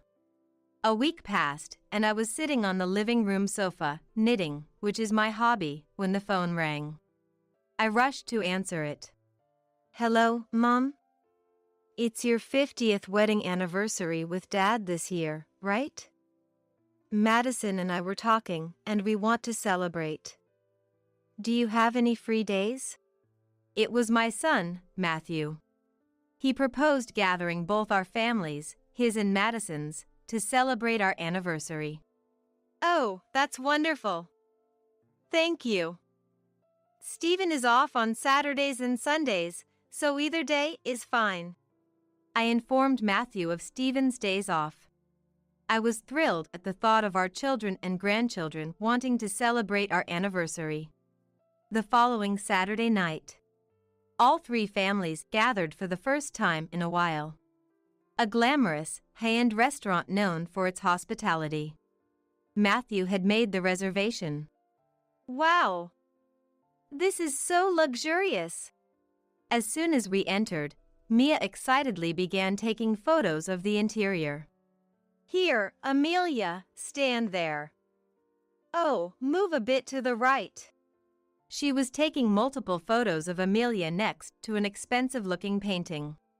Taking photos in a high-end restaurant is generally not seen as appropriate. It can disrupt the ambience and the sound of the shutter can be intrusive, so it's polite to ask staff permission before taking pictures. Mia seemed oblivious, continuing to snap away. I was honestly concerned but didn't want to spoil the celebratory mood, so I silently watched Mia's actions. Thank you for waiting. The staff brought over the food. The table was adorned with dishes that looked like delicate works of art. Now that the food is here, let's say it again. Dad, Mom, happy 50th wedding anniversary. Here's to. Before Matthew could finish. Wait a minute. Mia interrupted loudly. We need to take photos of the food before anyone touches it. So, wait. I was taken aback. Stephen sitting next to me looked just as dismayed. Sitting across from me, Madison couldn't hold back and said, Mia, hold on. Today is about celebrating Dad and Mom. It's not the place for taking photos. That's bad manners. Mia, upon being told off by Madison, made a displeased face and put her mobile phone down, turning away in a huff. Matthew looked uncomfortable, hanging his head. Dad, Mom. Once again, from me. Happy 50th wedding anniversary. Madison, Matthew. Thank you. Although Mia's sulky behavior was concerning, Madison's words were a joy to hear. As we each started to eat, Amelia seemed restless, showing a face like she was about to cry, looking uneasy. I wondered what was wrong with Amelia. As I was about to express my concern, she tugged at Mia's sleeve, with a tearful voice, appealing. Mom, I need to go pee-pee. Mia, faced with her plea, displayed an icy cold expression before bluntly telling Amelia, What a hassle! Just use your diaper! I couldn't understand Mia's words. The idea of telling Amelia to just wet herself in a diaper despite expressing the need to urinate was unbelievable to me. A wet diaper would become heavy and uncomfortable for Amelia. I couldn't bear it and opened my mouth to scold Mia. Before I could speak, a clear voice rang out. Hey, Auntie. Amelia is a person, not a toy. The unexpected intervention brought silence to the room. It was Madison's son, Paul. With a stern expression, Paul continued. It's not right to use Amelia for likes. Mia, faced with Paul's words, was visibly shaken and left speechless. Mia's treatment towards Amelia was too much to overlook. Too cruel for a mom. Madison seemed to realize something and took out her mobile phone. Paul, are you talking about this by any chance? The screen displayed a popular video-sharing website. The Secret to Handling a 3-Year-Old Girl by her mom. Next to a cute illustrated icon, there was a biography written. Amelia is a 3-year-old girl. Could the poster of this video account possibly be Mia? Yes. This is yours, right? Chloe's mom showed it to me when I went to Chloe's house. I recalled Madison mentioning Chloe's mom before. Madison and Chloe's mom, being the same age and due to Paul and Chloe getting along well, were close friends. Madison, could I see that video, please? Receiving the mobile phone from Madison, I tapped on the top video listed on the account. The title read, How to Get a 3-Year-Old Who Hates Going to the Toilet to Go. A busy day of solo parenting by mom. Thinking how Mia always leaves Amelia with me, claiming solo parenting, I watched the video. It showed Amelia crying and Mia scolding her harshly. Knowing Amelia well from our time together, I was certain. Though her face wasn't clearly shown, this was Amelia. I recognized the flashy clothes of the mom, the same ones Mia wore when she came to pick up Amelia. Mia's tone in the video was too harsh. Just listen and go to the bathroom. Mia, grabbing Amelia's arm and raising her voice. Must have been holding on tightly. Amelia's thin arm appeared bruised in the video. A chill went down my spine. This was too much. With trembling hands, I tapped on the video titled, "The 3-year-old Who Dislikes Everything. How to Fix Picky Eating." It played Mia forcibly stuffing carrots into Amelia's mouth, who complained they were too hard to eat. The video titled, "Sometimes Mom Needs a Break. How to Put Your Child to Sleep Alone," showed Mia locking a protesting Amelia in the bedroom to have a drink alone. Seeing the content, I couldn't believe this was discipline. I felt the blood drain from my face. Mia, what is this supposed to mean? I turned to Mia, holding back rising anger, and asked quietly, "That's not me. It's someone else entirely." Mia, with her eyes darting back and forth, rapidly insisted. Clearly, something was off. "That's Mia's video. The person in the video is her," Steven stated firmly. I heard from Isabella the other day. Garcia from the neighborhood said that Mia is a wealthy mom who takes care of Amelia alone while Matthew is away, and she's very dedicated to education. Hearing that made me very curious. So, I decided to check. The room fell silent as Steven's voice echoed. Mia froze, her eyes wide open, her body trembling slightly. I called Garcia to ask about Mia. Mia, you asked Garcia to follow this account because you were the one posting, didn't you? I remembered discussing with Steven what I had heard from our neighbor Garcia. The person Steven had been on the phone with that time was indeed Garcia. Madison, having listened to Steven, looked startled and stood up. I've heard that too. Mia was going around at the childcare center asking other kids' moms to follow her video account. You wanted to become a famous video creator and asked for their support, right? Recalling Paul's words that Chloe's mom had told him, I was surprised. Paul, Chloe, and Amelia all attend the same childcare center. It makes sense that Chloe's mom would have heard about Mia's video account. Madison's follow-up made Mia's face turn bright red as she shouted, "That's not true. I didn't ask anyone. I just said if they wanted to follow, I could tell them. I said I would tell you if you followed me." Mia's words echoed in my mind. I was convinced. So, that video account was indeed Mia's. Mia, you said earlier it wasn't you, but this is you, isn't it? I pointed to the video showing Mia scolding Amelia from behind. Mia seemed to realize she had slipped up, her face turning pale. Watching this, Paul murmured, "Getting angry and telling her to go to the toilet, or telling her to use a diaper based on how you feel. If you decide that way, Amelia would be troubled." Paul's confident words made Mia slump in defeat. Seeing this, Matthew stood up hastily, sitting down on the floor. His eyes firmly met ours. "I didn't realize anything until Paul pointed it out. I've been staying late at work to increase our income, not understanding what was happening at home." Tears welled up in Matthew's eyes, his voice trembling. "I didn't know Mia was constantly leaving Amelia with Mom and Dad, causing trouble and ruining a joyful occasion. I'm truly sorry to Amelia too." Matthew deeply apologized. Tears fell onto Matthew's knees. He promised us he would talk with Mia once they got home.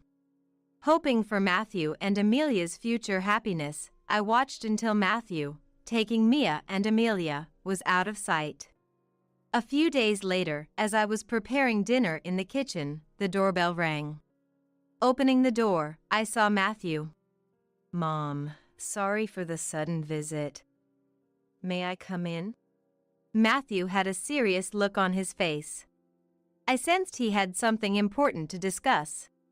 "Of course. This is your home too. Come on in." I ushered Matthew into the dining room, next to the chair where Stephen was sitting.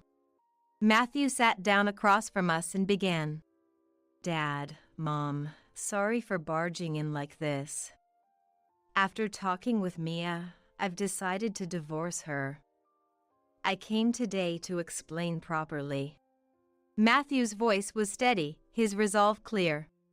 "I found out that Mia was habitually too harsh on Amelia. I confirmed it with Amelia. Moreover, she had accumulated a significant debt from consumer loans." I had a feeling about what Matthew was saying. That day when Mia's video account came to light, Stephen and I had reviewed Mia's video account together. Mia's posted videos mainly consisted of disciplining Amelia and showcasing high-end brand bags and clothing. The neighbor, Garcia, thought Mia was wealthy after seeing her videos featuring luxury brand bags.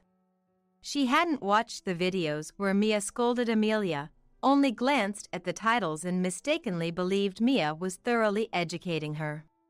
The luxury items Mia showcased easily surpassed $10,000. I wondered how she could afford such expensive purchases. Was that debt for buying the brand items Mia showcased in her videos? Matthew nodded in response to my question. Mia had incurred debt to buy luxury items and feature them on her video account. The amount ballooned as she kept borrowing more to repay her debts. Matthew was unaware of the situation because Mia disposed of any collection notices before he could see them. Publicizing luxury brands and parenting videos attracted many views and attention. Mia felt superior by garnering attention, focusing only on what would shine the most. She avoided confronting the growing debt, choosing to escape reality by going out drinking, while leaving Amelia with me. After explaining, Matthew apologized to us. "Dad, Mom, from now on, I'll prioritize Amelia over work. I'm truly sorry for the trouble I've caused." Matthew. He mentioned he discussed the divorce and custody of Amelia with Mia again and then left. A few days later, Matthew called. "Mom, I'll be living with Amelia from now on." Matthew and Mia had disputed Amelia's custody and reached an agreement today. Despite Mia's claim to Amelia's custody, Amelia expressed her wish to stay with Matthew. When Matthew presented the excessive scolding and confirmed Amelia's preference, Mia couldn't argue, and they agreed that Matthew would retain custody. You could hear the happiness in Matthew's voice even through the phone. After the divorce, Mia's reputation quickly deteriorated and she left town. A year passed. Matthew sold the house and now lives with us and Amelia. Mia, reportedly living alone in a distant town's old apartment, is working hard to pay child support and her debts. On a cloudless, sunny Sunday noon, Madison and Paul visited. Hearing laughter from the yard while knitting on the sofa, I joined Stephen outside. "Stephen, I heard such happy voices, I had to come." Amelia and Paul were joyfully playing ball, watched affectionately by Matthew and Madison. "Stephen, I'm so glad. Seeing them happy like this makes me truly happy." Stephen squeezed my hand in agreement. Holding his hand back, we watched our children and grandchildren in the yard. I wished Mia had seen Amelia's smiling face instead of focusing solely on her video account's followers and views. Amelia's radiant smile shone brightly in the sunlight. We resolved to protect that smile from now on. Deep in my heart, I felt this strongly. A healthy baby boy is here, and I've finally become a grandma. When I called home after hearing about the birth of my eldest daughter Karen's first child, my eldest son William's wife, Ashley, excitedly said, "Another 12 months would have been just fine too. Having the birth drag on that long would have been unusual. Anyway, I'm relieved both mother and child are healthy and there were no complications." Then Ashley said, "Don't you feel reluctant to return home after living with your own daughter for a month? And it must be hard to part with your grandson too, right?" "That's true. Indeed, it's sad to be away from Karen, and it's tough to leave my grandson too." "You might as well stay at Karen's place forever, Elizabeth. Maybe you don't have to come back here at all?" "Ashley, you sound like you don't want me to come back." "Well, Elizabeth, during the month you were away, I truly enjoyed the freedom and I felt I was at peace." "That makes it sound like I'm a nuisance to you." "Well, to be frank, Elizabeth, you are. A real boomer, you know. Frankly, I wouldn't mind if you never came back. It would be refreshing for me." The words Ashley spoke over the phone were shocking. However, having anticipated this could happen, I calmly accepted her words. "Well, that's good to hear." "My name is Elizabeth. I'm a 55-year-old housewife. I married a man I met in high school when I was 20, and 2 years later, we had William, followed by Karen for years after that. Though we had our fair share of arguments, I believe our family relationship was very good. However, as if waiting to see Karen start her career, my husband passed away and went to heaven. Since both of my children were already independent, being left alone in the family home made my life very lonely. Then, one day, 2 years later, William said he had a woman he wanted me to meet and came to visit the family home. Her name was Ashley, and she worked with William at the same workplace. I fell in love with William's sincerity. "I thought his mother must be a wonderful person too, and I was right," she said, making me very happy. "So, we're thinking of living with you, Mom, after we get married," William suggested, but I shouldn't interfere with the newlyweds. "It's not just my idea. Ashley wants to live with you too. Plus, when we have a child, Mom can always play with the grandchild, right?" That single sentence from William deeply moved me. "That sounds fun. Ashley and I being women, we might find common grounds, and I can listen to her troubles or complaints about her husband too," I joked, to which William seriously replied, "Complaints about her husband? Did you have complaints about Dad? It's just an example. This kid takes after his dad, serious and can't even take a joke." Regardless, my eldest son and his wife ended up living with me. Also, Ashley promised to quit her job at the time of her marriage and dedicate herself to being a housewife for me and William. "Please teach me more and more about household chores." I thought my son had married an overly perfect woman and felt proud of William. However, 3 months after they got married, Ashley's attitude began to change gradually. Ashley took the initiative to go grocery shopping, but what started as an hour-long outing eventually extended to 2, then 3 hours. "Sorry, Elizabeth. When I went to buy vegetables, a friend emailed me that it was cheaper in the next town. I thought it would save on food expenses and help you out." Such things are forgivable once or twice, but when it happens 4 or 5 times a week, my irritation grew. "Ashley, if you're going to be late, a message would be nice. You have a mobile phone, don't you?" Ashley frowned as if it were a hassle and said, "Sorry, Elizabeth." When I went shopping, I ran into a friend from my school days, and we ended up having tea. You could have at least sent a message, couldn't you? "I'm sorry. I'll report in advance from now on." The next morning, Ashley had a carefree smile on her face. "Today, I have a lunch date with a friend. I reported in advance just like you told me to, so there shouldn't be any problem, right? That means I won't need lunch today. Please take care of the rest. Then, the very next day, Ashley, having applied bold makeup and dressed in branded clothes, said, Today, I've made plans to go to karaoke with friends, so I'll leave the housework to you. Didn't I tell you last week that I was going to teach you my special dish today? Have you forgotten about that promise? That can be done anytime. My promise with my friends is just for today, so I really can't cancel. Allowing even a single act of selfishness seemed to have been the mistake. After that, Ashley continued to find reasons to go out every day, dumping all the household chores on me as if it were natural. Moreover, completely exhausted from playing, Ashley would come home and taste the food I had prepared and say, Isn't this dish a bit bland? Young people like me prefer a bit more spice. This needs to be redone. She had the audacity to lecture me, as if she were in a position to do so.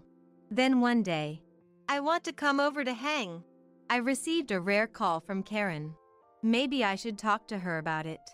I've avoided nagging Ashley to prevent worsening the problem, but that might be complicating things. I wondered what Karen, who is of Ashley's generation, would think of the situation. I thought her perspective could be enlightening. However, sitting on the sofa, Karen seemed hesitant to speak, frequently starting and then stopping. What's wrong? It's not like you. If you have something to say, just say it. Then Karen, taking a deep breath with her eyes closed, said, I'm thinking of getting married. Married? Really?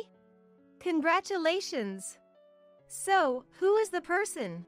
He's a coworker, and we've been dating for 6 months. And, well, I'm pregnant with his child. Oh my, that's quite something. But no matter what, if you're happy, that's all that matters to me. Congratulations, Karen. Thank you. I was really scared coming here today, thinking you'd be against it. I'm so glad I did. Why would I be against my daughter's marriage? It's a bit unconventional to be pregnant before marriage by old standards, but I won't oppose your choice. I'm so glad to hear you say that. Karen must have been tormented by anxiety, as she began to cry tears of relief upon arriving here. Come on, you're going to be a mother. Be strong. I was so focused on encouraging Karen that the atmosphere no longer seemed right for discussing Ashley's issue. In the end, Karen left that day without me having mentioned anything about Ashley. I'm going to be a grandma too. I thought William would be first, but Karen has grown up before I knew it. While suppressing the urge to dance around, I checked my bank account. I hadn't spent much money since my husband passed away, but I thought I might splurge a bit for my daughter's baby shower. Oh, what's this? The moment I checked the account, I was confused by an unexpected situation. A significant amount of money had been withdrawn. Not just once or twice, but repeatedly over the last 3 months. What could this mean? Worried, I asked Ashley when she returned home from her outing. Do you have any idea about this? Ashley frowned and said, Elizabeth, are you suspecting me of withdrawing money from your account without permission? Of course, I'm not thinking that far. It's just that it happened in our household, so I thought if you knew anything, you could tell me. Then William came home from work. William, Elizabeth is suspecting me of withdrawing money from her bank account without permission. I'm not accusing you of stealing. I'm just puzzled about the sudden disappearance of the account's money. William looked carefully at the bank account information. Money has been withdrawn almost every week. Do you have any idea what this could be about? I have no idea. That's what's so unsettling. Then Ashley, with a mean smirk, said, Elizabeth, why don't you go to the hospital for a checkup? Maybe get tested for Alzheimer's or dementia. A test? Ashley, do you suspect I might have such a disease? It's not about suspicion. Not remembering withdrawing money from your account seems pretty serious, doesn't it? I heard it's better to deal with these things early for easier treatment later. Ashley spoke as if she had already concluded I was suffering from dementia, but I didn't have the confidence to argue back. That's true. I certainly don't want to think Mom could have dementia, but early detection is crucial. Why not just take the test to be safe? I'll think about it. Don't forget to get tested. The wedding of Karen went by smoothly.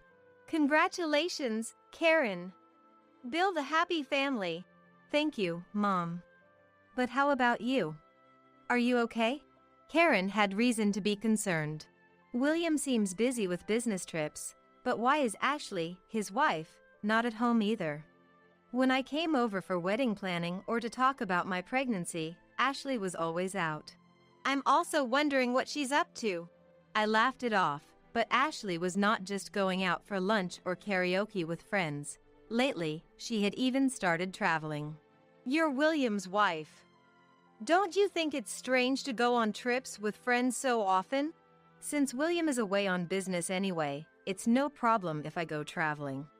If there's some law against a wife traveling while her husband is away, please let me know. There's no law, but just think a bit more about common sense. Ashley frowned annoyingly. I've heard that talk dozens of times. You might have forgotten, Elizabeth, but repeating the same story is a sign of early dementia, or so I've heard.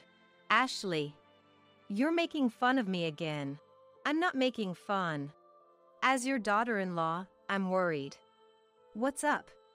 Did you get checked out at the hospital? Or did you forget you were supposed to go? Laughing crudely, Ashley clapped her hands. I decided to go to the hospital the next day for a cognitive function test to convince myself. The specialist confirmed. There's absolutely no problem. If we look at your brain age, it's like that of someone in their 20s. This left me without a clear explanation for the large amounts of money being withdrawn from my account. The withdrawals from the account continued to occur repeatedly. If it wasn't a mistake in my memory. One day, Karen came to visit the family home. Her belly had visibly grown much larger than before. I thought I should talk to you about something. I confided in my daughter about the unnatural disappearance of money from my account. Of course, the doctor said there were no abnormalities in my cognitive tests. That's what scares me. Karen listened silently to my story. I understand. And then nodded. If it's come to this, there's only one possibility. It must be someone who has regular access to the house. A one-time occurrence could be a passerby burglar, but repeated incidents naturally lead to suspicion of someone inside. Karen then made a suggestion.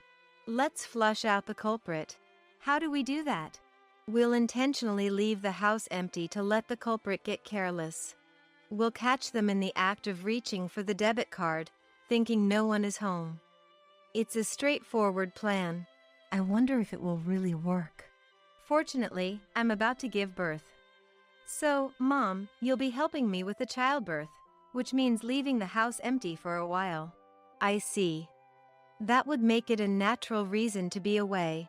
At the same time, we'll install a small security camera in the room with the closet. My husband knows a lot about this stuff, so let's have him do it. A few days later, I told William and Ashley. So, I'll be going to Karen's place for about a month to help out, leaving everything else in your care, Ashley. Mom, won't Ashley be lonely by herself?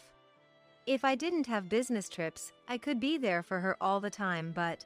William showed concern for his wife, but Ashley herself said, Elizabeth, don't worry about us and take your time, even if it's for a month or two. I'm not going on a vacation. If the birth got delayed by 2 months, that would be serious. Thus, William and Ashley readily agreed to my leaving home for a month. A month passed, and Karen gave birth to a healthy baby boy. He's born. A healthy baby boy. I'm a grandma now. When I called home, Ashley replied excitedly. She could have stayed pregnant a bit longer. Like I said before, if the birth had been prolonged, wouldn't it be odd? Anyway, I'm relieved that both mother and child are healthy. Don't you feel reluctant to return home after staying with your daughter for a month? And it must be hard to part with your grandson too, right? Yes.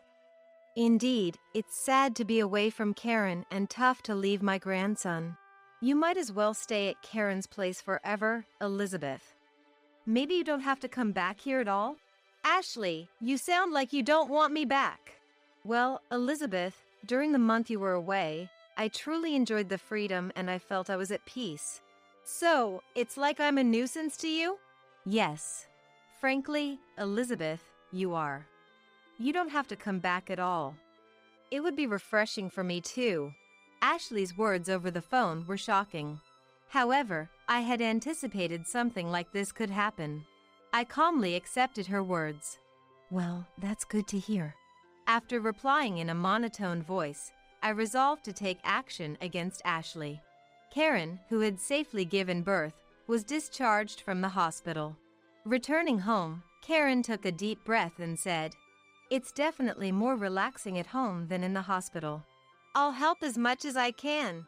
I said so, gently stroked my grandson's face. Then William arrived, saying he was bringing baby supplies as a gift for his sister's childbirth. Congratulations, Karen. Looks like my sister beat me to it. So, Mom, what's this talk about? William's visit to Karen's home wasn't just for the childbirth celebration. I felt heavy-hearted about having to discuss something so unsuitable on such a joyous day. Exchanging looks with Karen, who was fully aware of the situation, I said, "There's something I absolutely must discuss with you." That kind of introduction makes me a bit scared. William scratched the back of his head and laughed, but seeing the serious expressions on mine and Karen's faces, he stopped laughing. "First, there's some footage I want you to see." Signaling this, Karen's husband projected the video data they had prepared on a laptop. This footage was secretly recorded at the family home during the month Mom was taking care of me. Karen said in a serious tone, "What do you mean by secretly recording our home?" Confused, William watched as the footage played, showing, "Is that Ashley on the screen? What the hell is she doing?" Shocked by what unfolded, William opened his mouth. "This closet, isn't this the closet where Mom's debit card was kept?" Witnessing this, Karen spoke up. "That's undeniable evidence of Ashley repeatedly taking Mom's account's debit card without permission. She did it habitually, probably feeling safe with Mom away. So, the recent unexplained withdrawals from Mom's account were all her doing? It wasn't because of Mom's dementia. It's ridiculous to think I have dementia. I even saw a doctor who joked that I have the brain age of someone in their 20s. Not just that.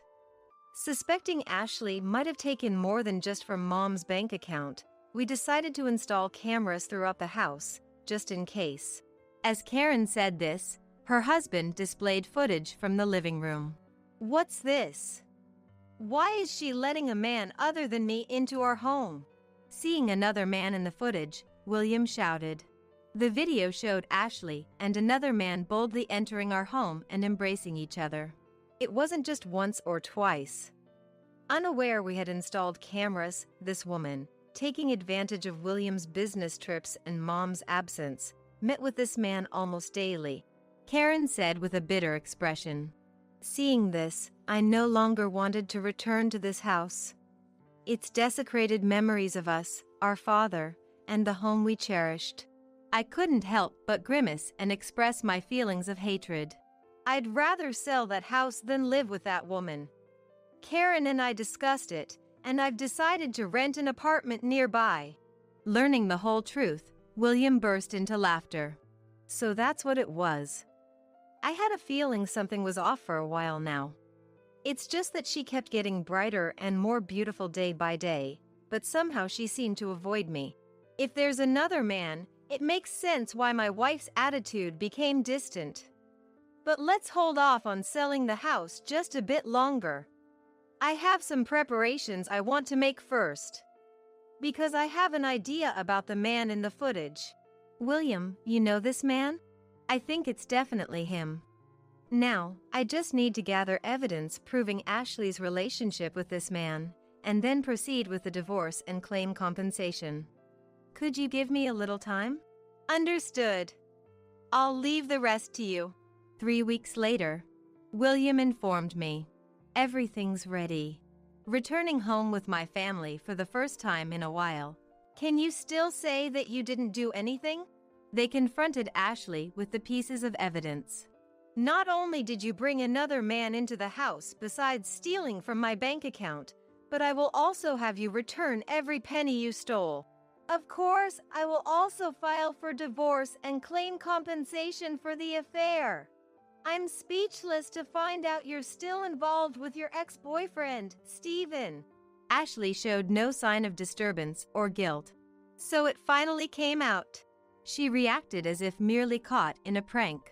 The only reason I married someone like you was for the salary and because this house was in a fancy neighborhood. That's all there was to it. All this time, you've been deceiving me and Mom? What other benefits were there? My true love has always been Steven. I am a woman of fidelity.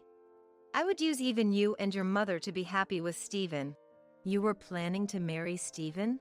When I asked with a heavy heart, Ashley matter-of-factly said, After you pass away, the inheritance goes to William, right? Then I planned to divorce under various pretenses, so half of the property would become mine. After that, I intended to marry Steven. I understand your true intentions now. I no longer wish to live in such a tainted house. I've decided to let go of this house and rent an apartment elsewhere. Following my declaration, William also said, I too will divorce you and leave this house. I'll rent an apartment somewhere and start my life over. Do as you like. I have no use for you anymore. I'll sign the divorce papers. And Elizabeth, since you're at it, why not transfer all rights to this house to me? Ashley looked at me triumphantly. Understood. Do whatever you want with everything? I calmly accepted Ashley's demands and proceeded with all the paperwork for the change of ownership without any complaints. Several weeks later, Ashley's mother called my mobile phone. Bring William and come to the house right now. Ashley's mother, Angela, summoned us in a scolding tone to Ashley's parental home. Not only Angela, but also her father, Donald, was there, arms crossed and frowning deeply. You have some nerve showing up. We've heard everything from our daughter. You are an utterly disgraceful family. Don't you feel ashamed? I don't understand what you're saying at all. Elizabeth, you've been harassing my daughter every day, using your position as a mother-in-law, haven't you? She says just thinking about it makes her feel sick and cry. This was unexpected for me. William, I also heard you've been having an affair with a girl from work and not giving Ashley any living expenses. The whole family lacks common sense. On top of that, you're pushing all the property and utility bills onto Ashley. It seemed Ashley had deceived her parents with convenient lies. If that's the case, please look through these documents first. I presented Donald and Angela with evidence of Ashley's affair and proof that she had been withdrawing large sums of money from my bank account without permission. This must be some kind of mistake. I can't believe it's come to this. It's understandable that you'd want to believe in your daughter, but we have legal representation. If we go to court, you'll be at a disadvantage. It seems you're not aware that Ashley and I have divorced. When William chimed in, Ashley's parents exchanged a look of utter surprise. And please listen to this audio recording. I then played a recording of Ashley insisting on transferring the house rights to her, in front of her parents. Their expressions turned visibly pale, evoking pity from those watching. Moreover, the compensation for the emotional distress Ashley caused me and my son has yet to be paid. I delivered this statement decisively. Ashley's parents stood up from the sofa as if on cue and began to apologize profusely. We're sorry, even though we didn't know. It's all because we spoiled our daughter. Yes, it's all our fault for raising such a selfish daughter. Come on, Ashley, apologize properly.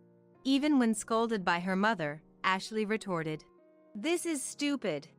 Why should I apologize to these people? I'm the victim here. I wasn't told the house still had a 5-year loan. And Steven has been hard to contact lately.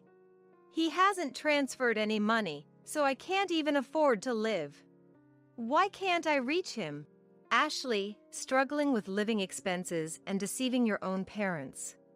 But you thought you'd get through this by being cunning, didn't you? That's right. I thought if I cried to my parents, they would take my side and sort everything out. For that, I had to have you and the others out to be the bad guys. We're truly sorry. Our daughter has caused trouble from start to finish. We will make sure she transfers the compensation. Donald apologized repeatedly.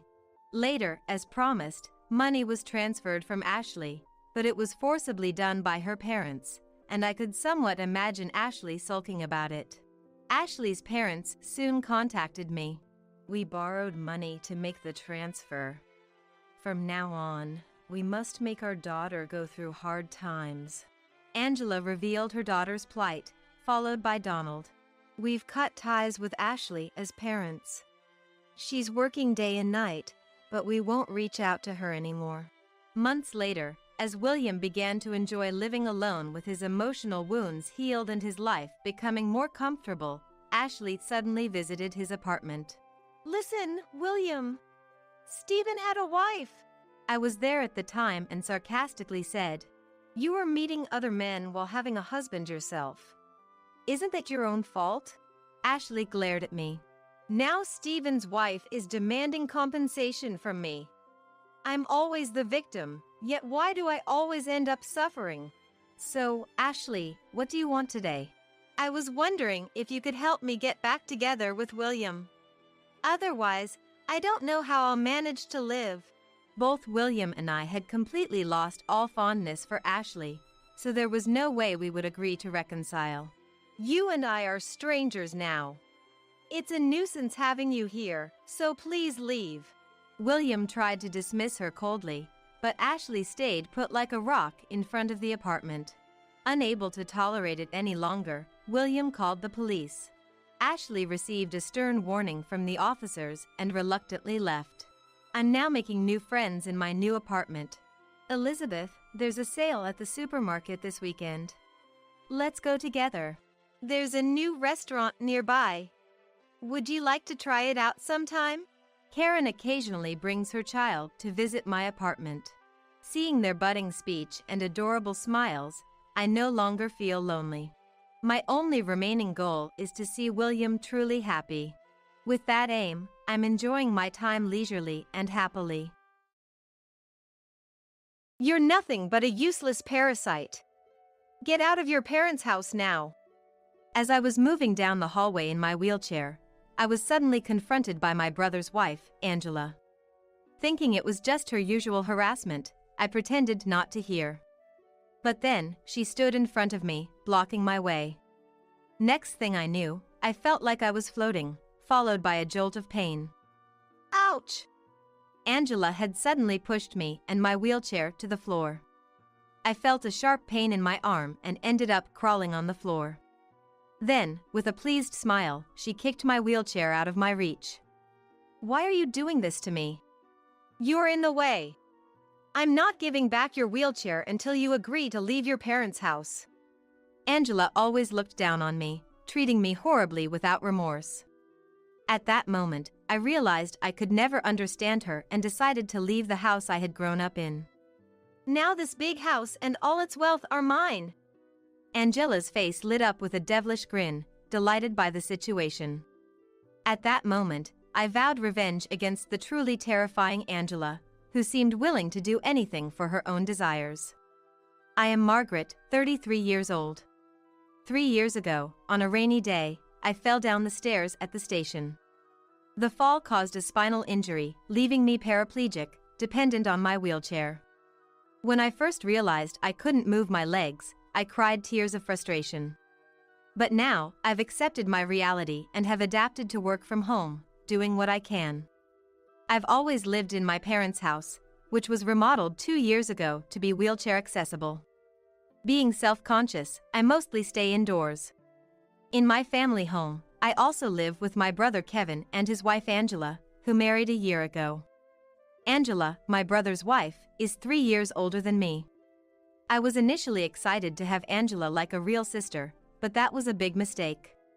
The day Angela moved in, after unpacking, she smiled at me sweetly and asked in a gentle voice, "Now that we're living together, I'd love to have a heart-to-heart in your room to get along better, Margaret." "I'd love that. I really want to be friends with you, Angela."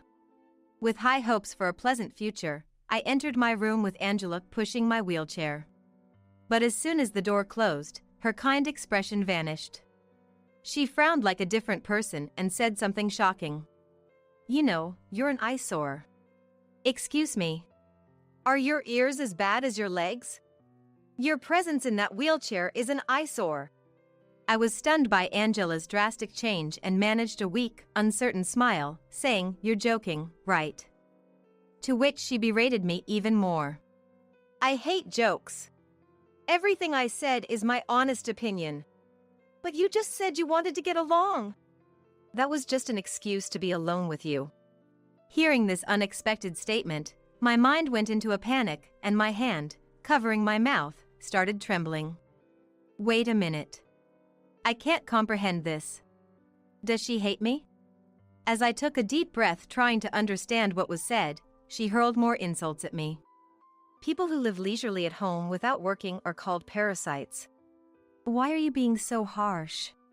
Did you come to my room just to say these things?" "Yes." "I feel sick having someone who only consumes money living in this house." I never imagined she could be this kind of person. My mind was still in turmoil, but I knew I had to respond. Looking her in the eye, I said, "I am working and paying for my living expenses." "Don't lie. How can you work while staying at home? Are you stupid?" I explained that I work from home, but she didn't believe me at all. Instead, she demanded that I, a useless freeloader, leave the house. I was shocked by such harsh words from her, whom I had only met a few times since my brother's marriage. Confused and unsure what to do, she said, "I can't stand even breathing the same air as you," and left the room. Alone, I kept replaying her words in my head. Should I tell my brother? As I was about to open my door, I remembered my past self. After falling down the stairs and losing consciousness, I awoke in the hospital to find my legs immobile. At that time, I couldn't accept this new reality immediately. Though I claimed to live facing forward, in reality, I hardly left my home, conscious of other people's eyes. Maybe Angela is in a similar situation. Instead of upsetting everyone by telling my parents and brother, I decided to wait and see. Surely, if we live together, we'll understand each other eventually. With that thought, I calmed my shaking heart. I tried to act cheerful around Angela, initiating conversations to get along better. But her cruel behavior only worsened day by day. She played the kind sister when our parents and brother were around, but as soon as they left for work, her harassment began. "You don't work or pay, so you don't have the right to eat." One day, she threw away my lunch as soon as I sat down at the dining table. "I've told you before, I do work, and I contribute to the food expenses. I have the right to eat. If you lie too much, your nose will grow like Pinocchio's." No matter how much I explained, Angela wouldn't listen. She insulted me and intentionally blocked my room door with objects to trap me inside. Unable to endure anymore, I told my parents and brother when they returned from work. I started talking when Angira is around, making sure she couldn't deny it. "I'm having trouble because Angela threw away my food and trapped me in my room." "That's not true. She said she didn't like what I made and threw it away. I was cleaning and accidentally left the vacuum cleaner in front of Margaret's room. I'm sorry for not being useful. Margaret, I'm sorry for making you feel bad." Angela acted like an actress, tearfully apologizing to me, and my parents and brother were completely deceived. I couldn't win against this. I started thinking that it would be better not to engage with her. After that, I hardly talked and spent more time in my room. One day, a year later, as I was returning to my room after breakfast, she started yelling at me in the hallway. Still planning to stay in your parents' house? You're so persistent. I'm sick of this pest. You useless parasite, get out now. Being used to her harassment, I pretended not to hear. But then she stood in front of me, blocking my path. Please move aside. As I tried to push past, Angela laughed and forcefully kicked the side of my wheelchair. I was hit by a severe impact and toppled over before I could steady myself. A sharp pain shot through my arm. I tried to get up, but I couldn't right my wheelchair lying on its side. Crawling on the floor in pain and humiliation, I looked up to see she standing over me, looking smug. Desperately looking up, I saw her trying to suppress a laugh, her arms crossed, clearly enjoying the situation. How pathetic you look. What a spectacle. Please, help me. Well, if I must. There. She kicked my wheelchair even further away, putting it out of my reach. Don't you think this is too much? I have to do this to get rid of a parasite, don't I? Give me back my wheelchair now. Not until you say you're leaving this house. So, what will it be? Looking down on me and acting so cruelly with ease, I realized I could never understand her. I decided to leave the home I'd grown up in. Fine. I'll move to a high-rise condominium. A high-rise condominium? As if you could afford that. Your denial is just sad. I don't care if you don't believe me. I'm leaving. Please return my wheelchair. Just wait for the caretaker who's due soon. I'm finally getting rid of the nuisance. Now this big house and all its wealth will be mine. Get on your precious wheelchair and start packing. That's when I realized her true nature. She would go this far for her own desires. Such a terrifying person. She looked like nothing but a devil to me, leaving me on the floor without returning my wheelchair, and then leaving the house. The floor was cold. And I was getting colder. I need to do something. Lying in the hallway in the middle of winter, my body temperature dropped rapidly. I tried to crawl to my wheelchair, but my injured arm was too weak to move. What if I stay like this? Shivering from the cold, I heard the front door open, and the caretaker arrived. Help me, please! Hearing my cry, the caretaker rushed over in a panic. Rubbing my injured arm unconsciously, the caretaker noticed something was wrong and immediately took me to the hospital. Luckily, there were no fractures, just bruises, so I was prescribed some ointment. Back at home, filled with frustration, I started preparing to move. I won't let this go. I'll show everyone her true nature. And so, the day of my move arrived.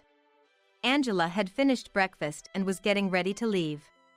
Hurrying to the entrance, she said to me, "Make sure you clean up and leave before I come back. And never return to this house. Don't worry. I'll leave without leaving a trace. Then goodbye. Forever." She left in unusually high spirits, her voice lively. I wonder what face she'd make if she knew the tragedy about to befall her. Get ready, my plan is almost complete. Despite saying this, it was hard to leave my cherished home. I said my farewells, touching the pillars and walls for the last time. Goodbye, my dear home. Thank you for everything. As the moving truck drove away, I watched the house disappear from view with a sense of longing. And true to my word to Angela, I moved into the top floor of a high-rise condominium. Watching the outside view, evening came before I knew it. The setting sun peeked through the buildings, illuminating my face. So beautiful. I can see this every day from now. Despite everything, I was filled with hope for my new life when my mobile phone rang. Seeing Angela's name on the screen, I calmly answered the call. What's going on? The house is empty. I've moved out, as you can see. I'm busy, so I'm hanging up now. Wait. Who gave you permission to do this? There's no TV, no air conditioner. I bought everything in the house, so no permission was needed. What? Don't be ridiculous. Return everything. I won't give back what's mine. By the way, I paid for the house's renovation and utilities. I should be asking you for money. What? You're kidding, right? I'm serious, as you hate jokes. And yes, I moved to a high-rise condominium. The view from the top floor is amazing. I took the opportunity to tell her the truth she never listened to. Did you realize you were bullying someone who provided you food and shelter? That's impossible. I never took anything from you. How did a homebody like you make money? I'm a stock trader. That's a transparent lie. I worked for the securities company before my accident. Trading stocks is easy for me. I have $3 million in savings now. Wait. Are you saying you, not your parents, are the wealthy one? Yes. I let my parents and Kevin save their earnings for retirement. What? I married into the family thinking they were rich. Angela's true intentions spilled out. I knew it but had to ask, and she confirmed my suspicions. Didn't you love Kevin? Love doesn't fill the stomach. I thought you were rich after seeing the big house. I was so fooled. You misunderstood on your own. By the way, I invest in properties too. I own several apartments besides this condo. The wealthy and victorious one is me. You misjudged, sadly. What? I won't forgive you. Make a fuss if you want. You should worry about yourself. Why? I've put that house up for sale. We're still living there. That's terrible. My parents and Kevin moved with me, so you're left alone. Oh, and Kevin has blocked your calls and emails. What? I almost laughed at her loud and shocked reaction. She frantically tried to contact Kevin, but of course, got no response. I revealed more truths she didn't know. I owe it to you, Angela, for pushing me in the wheelchair and causing my injury. Thank you. What? The caretakers saw everything and told my family, so they helped me. Actually, we had secretly planned to move out without you. Moreover, my brother prepared something to definitely trap you. Remember last night when Kevin suggested you go out today to make moving easier? That was to clear the house before you knew it. She was silent for a moment, then suddenly changed her tone, trying to sound sweet. Margaret, I think I went a little too far. Let's be close from now on. Okay? Telling such lies will make your nose grow like Pinocchio's. I wish we could be real sisters, Margaret. I can't stand this nonsense. By the way, this whole conversation is on speaker, and my family is listening. No one will forgive you. Kevin is divorcing you, so please live well on your own. She, realizing she couldn't persuade me, made a last-ditch effort. Kevin, can you hear me? You're joking about the divorce, right? He doesn't seem interested in responding. He's laughing and enjoying your desperate situation. Shut up. Let's talk properly. I'll find your condo and come right now. Tell me where. Please. Everyone burst into laughter at her, thinking she could still be forgiven. But knowing her, she might try to find our new home, so I sternly warned her. If you force your way into the condo, I'll sue you for trespassing. Don't say such scary things. I'm serious. And about the injury and mental distress you caused, I'll sue for compensation. I have the hospital reports, so you can't escape. Pay $20,000. I'll be broke. You don't need the money, you're rich. I'm asking for compensation to make you reflect. If you don't agree, talk to my lawyer. Goodbye forever. I don't care about poor Kevin, but I don't want to lose wealthy you. I apologize. Please forgive me. No way, you fool. I hung up forcefully. I gave Angela's photo to the condo's doorman, warning him about her, so security will respond if she steps foot inside. My brother, not wanting to see Angela's face anymore, had a lawyer I know finalize the divorce. Angela, who squandered my brother's earnings, only got $2,000 in the property settlement. She was living in the house we put up for sale, but the real estate buyer found her and she was fined for trespassing.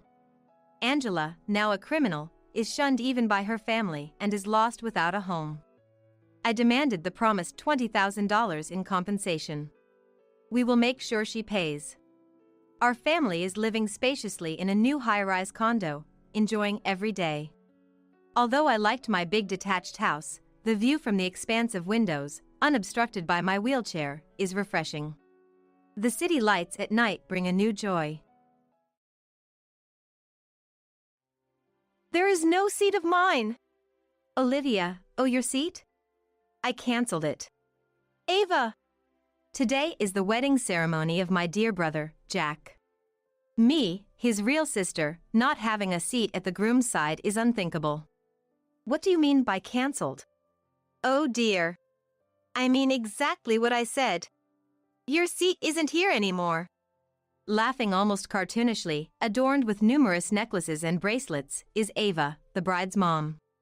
To me, she's just my sister-in-law's mom, not someone I usually interact with much. But, as it turns out, Ava and I have a bit of history. I'm Olivia, a 25-year-old singer. Since childhood, I've pursued my dream, enduring hardships and disappointments, but 3 years ago, I passed a crucial audition. That led to hit songs, and now I'm busy with solo concerts and TV appearances. I met my husband, Michael, at work, and we married a year ago. Both my professional and personal life are thriving. It's all thanks to the support of my family. Especially my brother, Jack, who's always been here for me. He had been claiming to me as, "I'm your first fan," since my debut. However, in the entertainment industry, I sometimes face criticism for being frivolous or chasing dreams endlessly. When Jack's marriage was decided, my biggest concern was exactly this.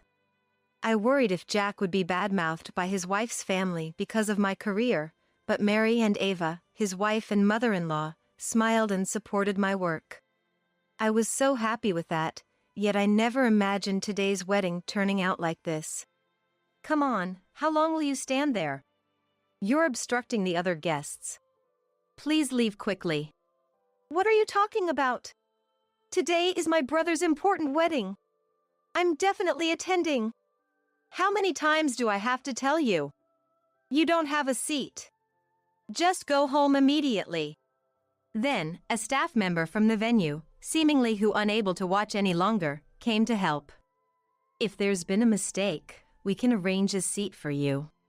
What would you like to? It's fine. Today is my daughter's wedding. The presence of someone like her would only lower the grade of the ceremony. No need for unnecessary interference. What do you mean by that? Don't you get it? I don't want someone with a frivolous job like yours in my family. I cannot let that comment go. Please retract it. Where did I go wrong? I'm proud of my job. Just because you're a bit famous, you act so high and mighty. You're just a one-hit wonder, aren't you? You'll fade away soon enough. I was so stunned by her words that I fell silent. My husband Michael, perhaps out of anger, had gone pale and was glaring at Ava. Was Ava really so pleased with our situation? She dramatically spread her arms wide with a triumphant look. Her heavy bracelets clanged loudly. If you really want to attend badly, there's one condition. If you can meet it, you're welcome at the wedding. All right, let's hear it for now. Though I was thinking, what kind of condition? I prepared to listen. Ava's face twisted into an even more satisfied, mocking smile. Quit your singing career. Then I'll allow you to attend. I couldn't help but raise my voice at Ava's outrageous suggestion. Ava snorted arrogantly. Her expression seemed to say, "There's no way you could do that."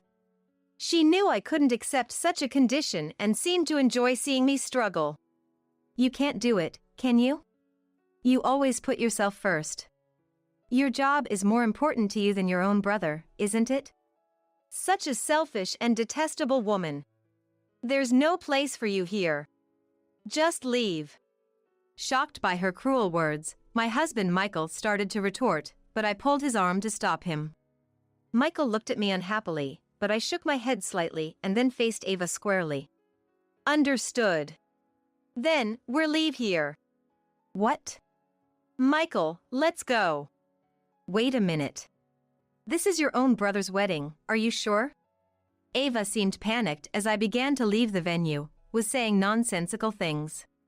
My reaction must have been quite different from what Ava had expected. Perhaps she thought I would be crying, begging, please let me attend the ceremony. Right after leaving the venue, I heard Ava's screeching voice. How insolent!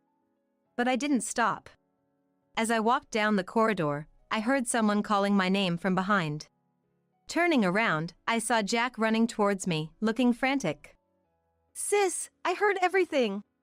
This is unbelievable, truly unacceptable. Jack, calm down a bit. How can I stay calm in this situation? Michael and I had to soothe an agitated Jack together. Once he calmed down a bit, I took a deep breath and faced him. I'm sorry, Jack. I didn't mean to cause trouble on your special day. This isn't something you should apologize for, sis. But why would Ava say something like that? Well, anyway, now things happened like this. I'm calling off the wedding. Then it's my turn to be surprised. What? Wait a minute. That's too much. I can't have a wedding feeling like this. But what about Mary? I'm fine with it. Surprised by the unexpected voice, I turned to see Mary standing there. Dressed in a beautiful white wedding gown, Mary looked like a fairy, but her face was clouded with sadness. This pained my heart even more. I'm sorry that my mom's behavior. I don't understand why she did that. It's not Mary's fault. But I can't go on with the wedding knowing I've caused you such distress. We'll explain it to the guests. So, sis, don't worry about it. All right. But don't push yourselves too hard. Sis, I'm sorry. I'll come and apologize properly later. I'm very sorry. Mary. Tears streamed down Mary's face as she apologized repeatedly, and I felt like crying too. What should have been the happiest day of her life was ruined. This made me even angrier at Ava. But there was nothing more we could do there. Michael and I left the venue with feeling terrible. According to Jack, who called me that night. When Ava heard the wedding was cancelled, she was furious. Seemingly oblivious that she was the cause, although she ranted about the preparations and the money spent. However, an angry, tearful Mary and Ava's husband, now aware of the situation, scolded her, and she reluctantly backed down. Jack and Mary told the guests that a family member had fallen ill as an apology. Not revealing the truth was probably their way of showing some mercy to Ava. Thinking of their feelings, I felt deeply saddened. How did things end up like this? While Jack and Mary's support was comforting, but I couldn't help feeling down, blaming myself for being a singer. A week later, Michael and I visited Jack's house. We had received a call from Jack and Mary, who wanted Ava to join them in making a formal apology. They should be the ones coming to our house. Ava absolutely refuses to do that. Are they really sorry then? I think so too, but considering Jack and Mary's feelings. I didn't want to see Ava, but after hearing Jack and Mary's earnest apologies on the phone, I couldn't refuse. Besides, I had something important to resolve. Sis, sorry for bothering you today. Mom, come on, greet them properly. They apologized repeatedly as we arrived. Ava, looking displeased, merely muttered, "Oh, hello." Seeing this, an almost tearful Mary scolded her. I was beyond anger, so already wanting to leave, but I didn't. Because Jack urged, "Please come in." Michael and I sat down, opposite side was Jack and Mary, with Ava also seated. It's about. Mary began. I wanted to be a singer. It's embarrassing now. There's nothing embarrassing about it. Mary has more talent than anyone. Mom, please be quiet. As you can see, she was more enthusiastic about me becoming a singer than I was. Singing is the perfect career for Mary. Please, just be quiet. Ava, about to start shouting, was silenced by Mary's firm words. Of course, singing was my dream too. But as I realized there were better singers out there, my desire faded. Yet, Mom insisted I become a singer. So, 3 years ago, in my graduation year, I promised the audition I took that would be my last. If I passed, I'd pursue singing, but if I failed, I'd give up. And I failed. It wasn't just a failure. You made it to the final round. You were almost successful. As Ava exclaimed, I was intrigued by the audition 3 years ago. It was the same audition that kick-started my career as a singer. I had a suspicion. Mary, was that the audition? Yes. The same one Olivia passed. I participated too. I hadn't realized it at all. You only care about yourself, don't you? Such an unpleasant woman. Mary, with tears in her eyes, reproached Ava, who spat out her words with vehemence. As I watched the two of them, I finally felt a sense of understanding. Hearing Mary's story, Ava's past behavior finally made sense to me. And seeing Ava's attitude now, I decided to go through with the decision I had secretly made. I finally understand, Ava. Oh, what's with that look? How insolent. Honestly, I wasn't sure whether to say this or not. After all, you're Jack's mother-in-law. I didn't want to make a fuss. What do you mean? Ava, you've been saying it all along, haven't you? To introduce Mary for a singing job or to refer her to my agency. Eh? Mom, you said that? That was just small talk. Even for small talk, it felt like big pressure. You became more aggressive when I didn't take you seriously, and recently, you even threatened to sell my private photos to a tabloid if I didn't introduce her. Hey, that's practically threatening. Jack, enraged, leaned forward, but I gestured for him to stay calm. Next to him, Mary opened and closed her mouth in disbelief. She might have been too shocked to find words, not expecting her own mom to do such things. I felt a bit guilty, but I couldn't stop now. The incident at the wedding ceremony, was it your way of getting back at me because things didn't go your way? Mom, did you really do such a terrible thing? That is. You coward. Bringing this up in front of Mary. I knew Ava didn't want Mary to know about her actions. Mary would be hurt if she found out.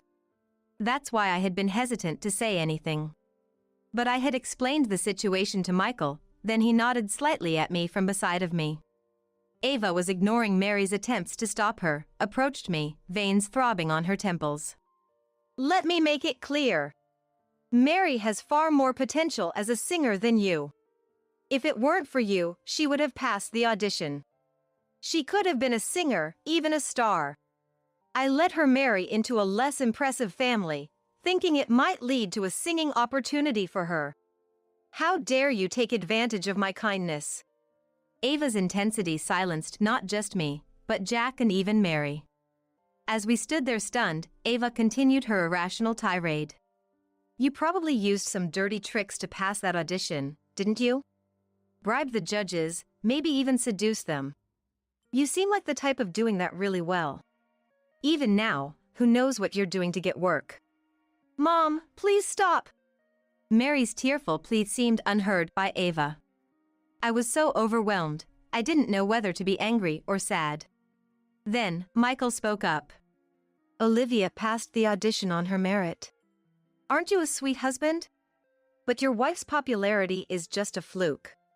Likewise, Mary failing the audition was a matter of merit. Michael's firm tone even caught Ava off guard. I remember that audition 3 years ago well. All the finalists were closely matched in talent. But Olivia had the strongest determination to become a singer. What right do you have to say that? You're not even involved. I am involved. Huh? I was a judge at that audition. I'm Michael, a music producer. Michael, the famous music producer Michael? Michael is known as a famous music producer whose works are all hits. Even those not well-versed in music have likely heard his name. He seldom appears in the media, so his face isn't widely recognized. That's why it's understandable that Ava hadn't recognized him. Ava blinked in surprise for a while, but then approached Michael with a sly smile. I had no idea that you were the famous Michael. You should have told me sooner. What would you have done if I had? Of course, I would have introduced Mary to you. She's a diamond in the rough. With your help, Michael, she could become a star singer. Enough, Mom. Do you even know what you're saying? Be quiet. I will make Mary a singer, no matter what. Stop it, please. Mary yelled with a voice that sounded to shake the room, tears streaming down her face as she glared at Ava. Her face was red with anger, fists clenched tightly, clearly furious from the bottom of her heart.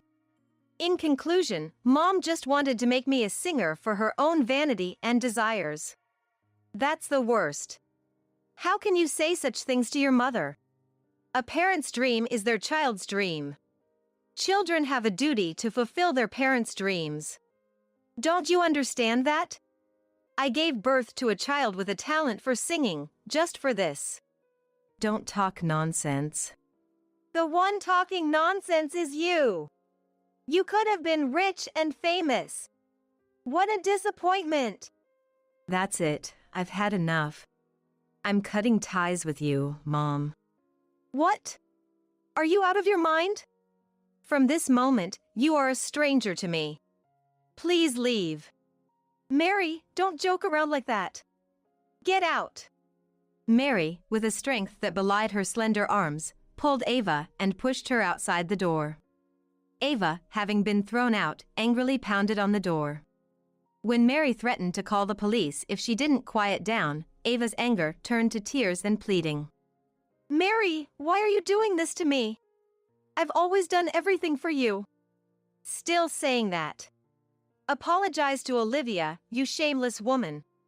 Watching Mary shout pained to me, but I was glad she stood by me to the end. I secretly decided that if Jack and Mary would have another wedding, I will definitely support them. 3 months after the incident with Ava. Ava, disowned by Mary, was also divorced and kicked out of her home by her husband. It was discovered that she had secretly incurred debts in her efforts to make Mary a singer. She faced claims for damages to her family and me, as well as the wedding cancellation fees, which further increased her debts. Now, she's living modestly, working part-time to repay her debts.